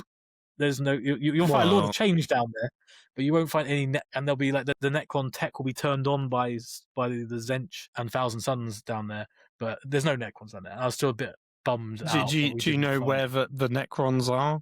What do you mean? Well, Titus fights Necrons in the 500 Worlds campaign book. Well, I it was haven't a read this 500. I haven't read that. Spike bought that book. I bought the Maelstrom book. Fair enough. But yeah, I mean, it would either be a very weird, but I wouldn't be surprised, tie-in and tease for that. I assumed it was going to be a tease for Space Marine 3, which it could be, or they might just do something completely different. I would honestly have loved it if they did some single-player DLC that included either more Tyranids or ideally a Necron mini campaign. That would be very cool because, as you say, it feels like they sort of set it up. Maybe it would have been too much of a twist if it pivoted, because it starts off being Tyranids, and then the twist is that it's actually Thousand Suns there as well, much like it was Orcs going into Chaos in the first game. So then have thrown in some Necrons at the very end probably wouldn't have made sense. But it would have been nicer, I think, if Space Marine 3 is Necrons, or there's some DLC with Necrons in it. I would like to see a remake of Space Marine 1. Yeah, that would be amazing. The Space Marine 2 engine. I'm not saying because I really enjoyed the first half of Space Marine 1 when you're fighting. The second half is the Chaos wasn't as good, I felt. Because one of the things that Space Marine 2 did really good that Space Marine 1 didn't is that when you fight the Orcs, it felt really dynamic and visceral, like you're hacking through stuff, and it felt really satisfying. But once you started getting onto the Chaos Space Marines in the original Space Marine game, it became like they were just like bullet sponges, or you're just slashing your chainsaw. You're no longer cutting through things because they're too much more health. You're like kind of slashing at them before they die, rather than feeling that each chainsaw slash meant something. But in Space Marine 2, they didn't have that issue. It never felt that you weren't powerful when taking on the Thousand Suns. It still felt. It doesn't take too long to kill them, but they are tougher. And then you rip them apart, and it's really cool. It didn't feel like I'm just slashing at them, and they've got like a bigger health bar, which didn't make sense. But Space Marine 2 did that really well. So I'm not asking for. I wouldn't want them to rehash the original Space Marine because that exists. But that's why if they were to do like some kind of remake of the original Space Marine, but using the new engine. Yeah, so it can look cool. as good. I would like that. I think that would be cool because, going back to play the original Space Marine 1, it's aged. It's still, but the thing I liked about it was fun fighting the Orcs. That was really good fun. So either add in more Orcs again, or if there's a way that they could do it, they could do a remake on that. That would be cool too. Well, in theory, it would make sense for it to be Orcs because the new edition of the game is Orcs. So you would have thought they would tie in with the Armageddon campaign setting. And it sounds like the Armageddon setting isn't just going to be the launch box on its own. It is going to be a bit more of an ongoing story. And I think that was one of my major criticisms of Leviathan. Is like, cool, you set it up in the book and in the box, and it doesn't really go anywhere for the entire edition. And it doesn't mean I want to play in 11th edition just Armageddon, but it would be great if you take that story with the box set and the whatever Crusade. If we can get Space Marine 3 next year in setting Armageddon against the Orcs, I'm all here for it. Exactly. It feels like, well, even if it's the very end of the edition, even if it's not coming out for another 3 years, right? It feels like it could be tied in quite well to this game. Yeah, and I'd like them to do a bit more with the campaign of Armageddon and like progress it a bit, but we'll see. I've been looking through all the miniatures for Necrons. I really hope they don't release a Trazen now, because then I'll be I could buy this and I'll buy that. I've already told myself I want to slim down my backlog. Yeah. Oh, well, you'll just have to keep buying more, keep that pile of shame going. I think that is a perfect note to end the episode on, especially as the outro is almost just shy of a minute and a whole hour. Sorry, there's a minute to go. I'm going to filibuster for a whole minute till it's an hour. Is there any last words, Richie, you would like to say before we say goodbye to everyone? Enjoy all your hobbying. Remember to thin your paints and don't drink paint water. That is true. Don't mix your mugs up. That is for sure. And always use your brand new mini mold line remover tool from Spearhead magazine to remove your mold lines. And remove your mold lines, drill your bolter holes. Drill out those barrels, that's for sure. Do you actually do that though, Richie? I have started doing that now after years of people who shall remain nameless, but they were mostly you. Yeah, calling out me for not doing that. I did pick up a drill now, and I do try to drill out the mold. I usually mess it up, so I'm not. I don't like doing it because it's hard. quite tricky. But they do Fair look a lot enough. better when you do it. I think so. Yeah. In fact, a lot of the newer Space Marine stuff come pre-drilled. I think They do. definitely the Eradicators, maybe some of the newer kits in 11th edition, but we'll see when we get to see more of those models in the future. Well, we're seeing one new model a week. Exactly. So there'll be 2 models to talk about in the next episode. Yay! Thank you, everyone. Goodbye. Bye-bye, everyone. Bye-bye.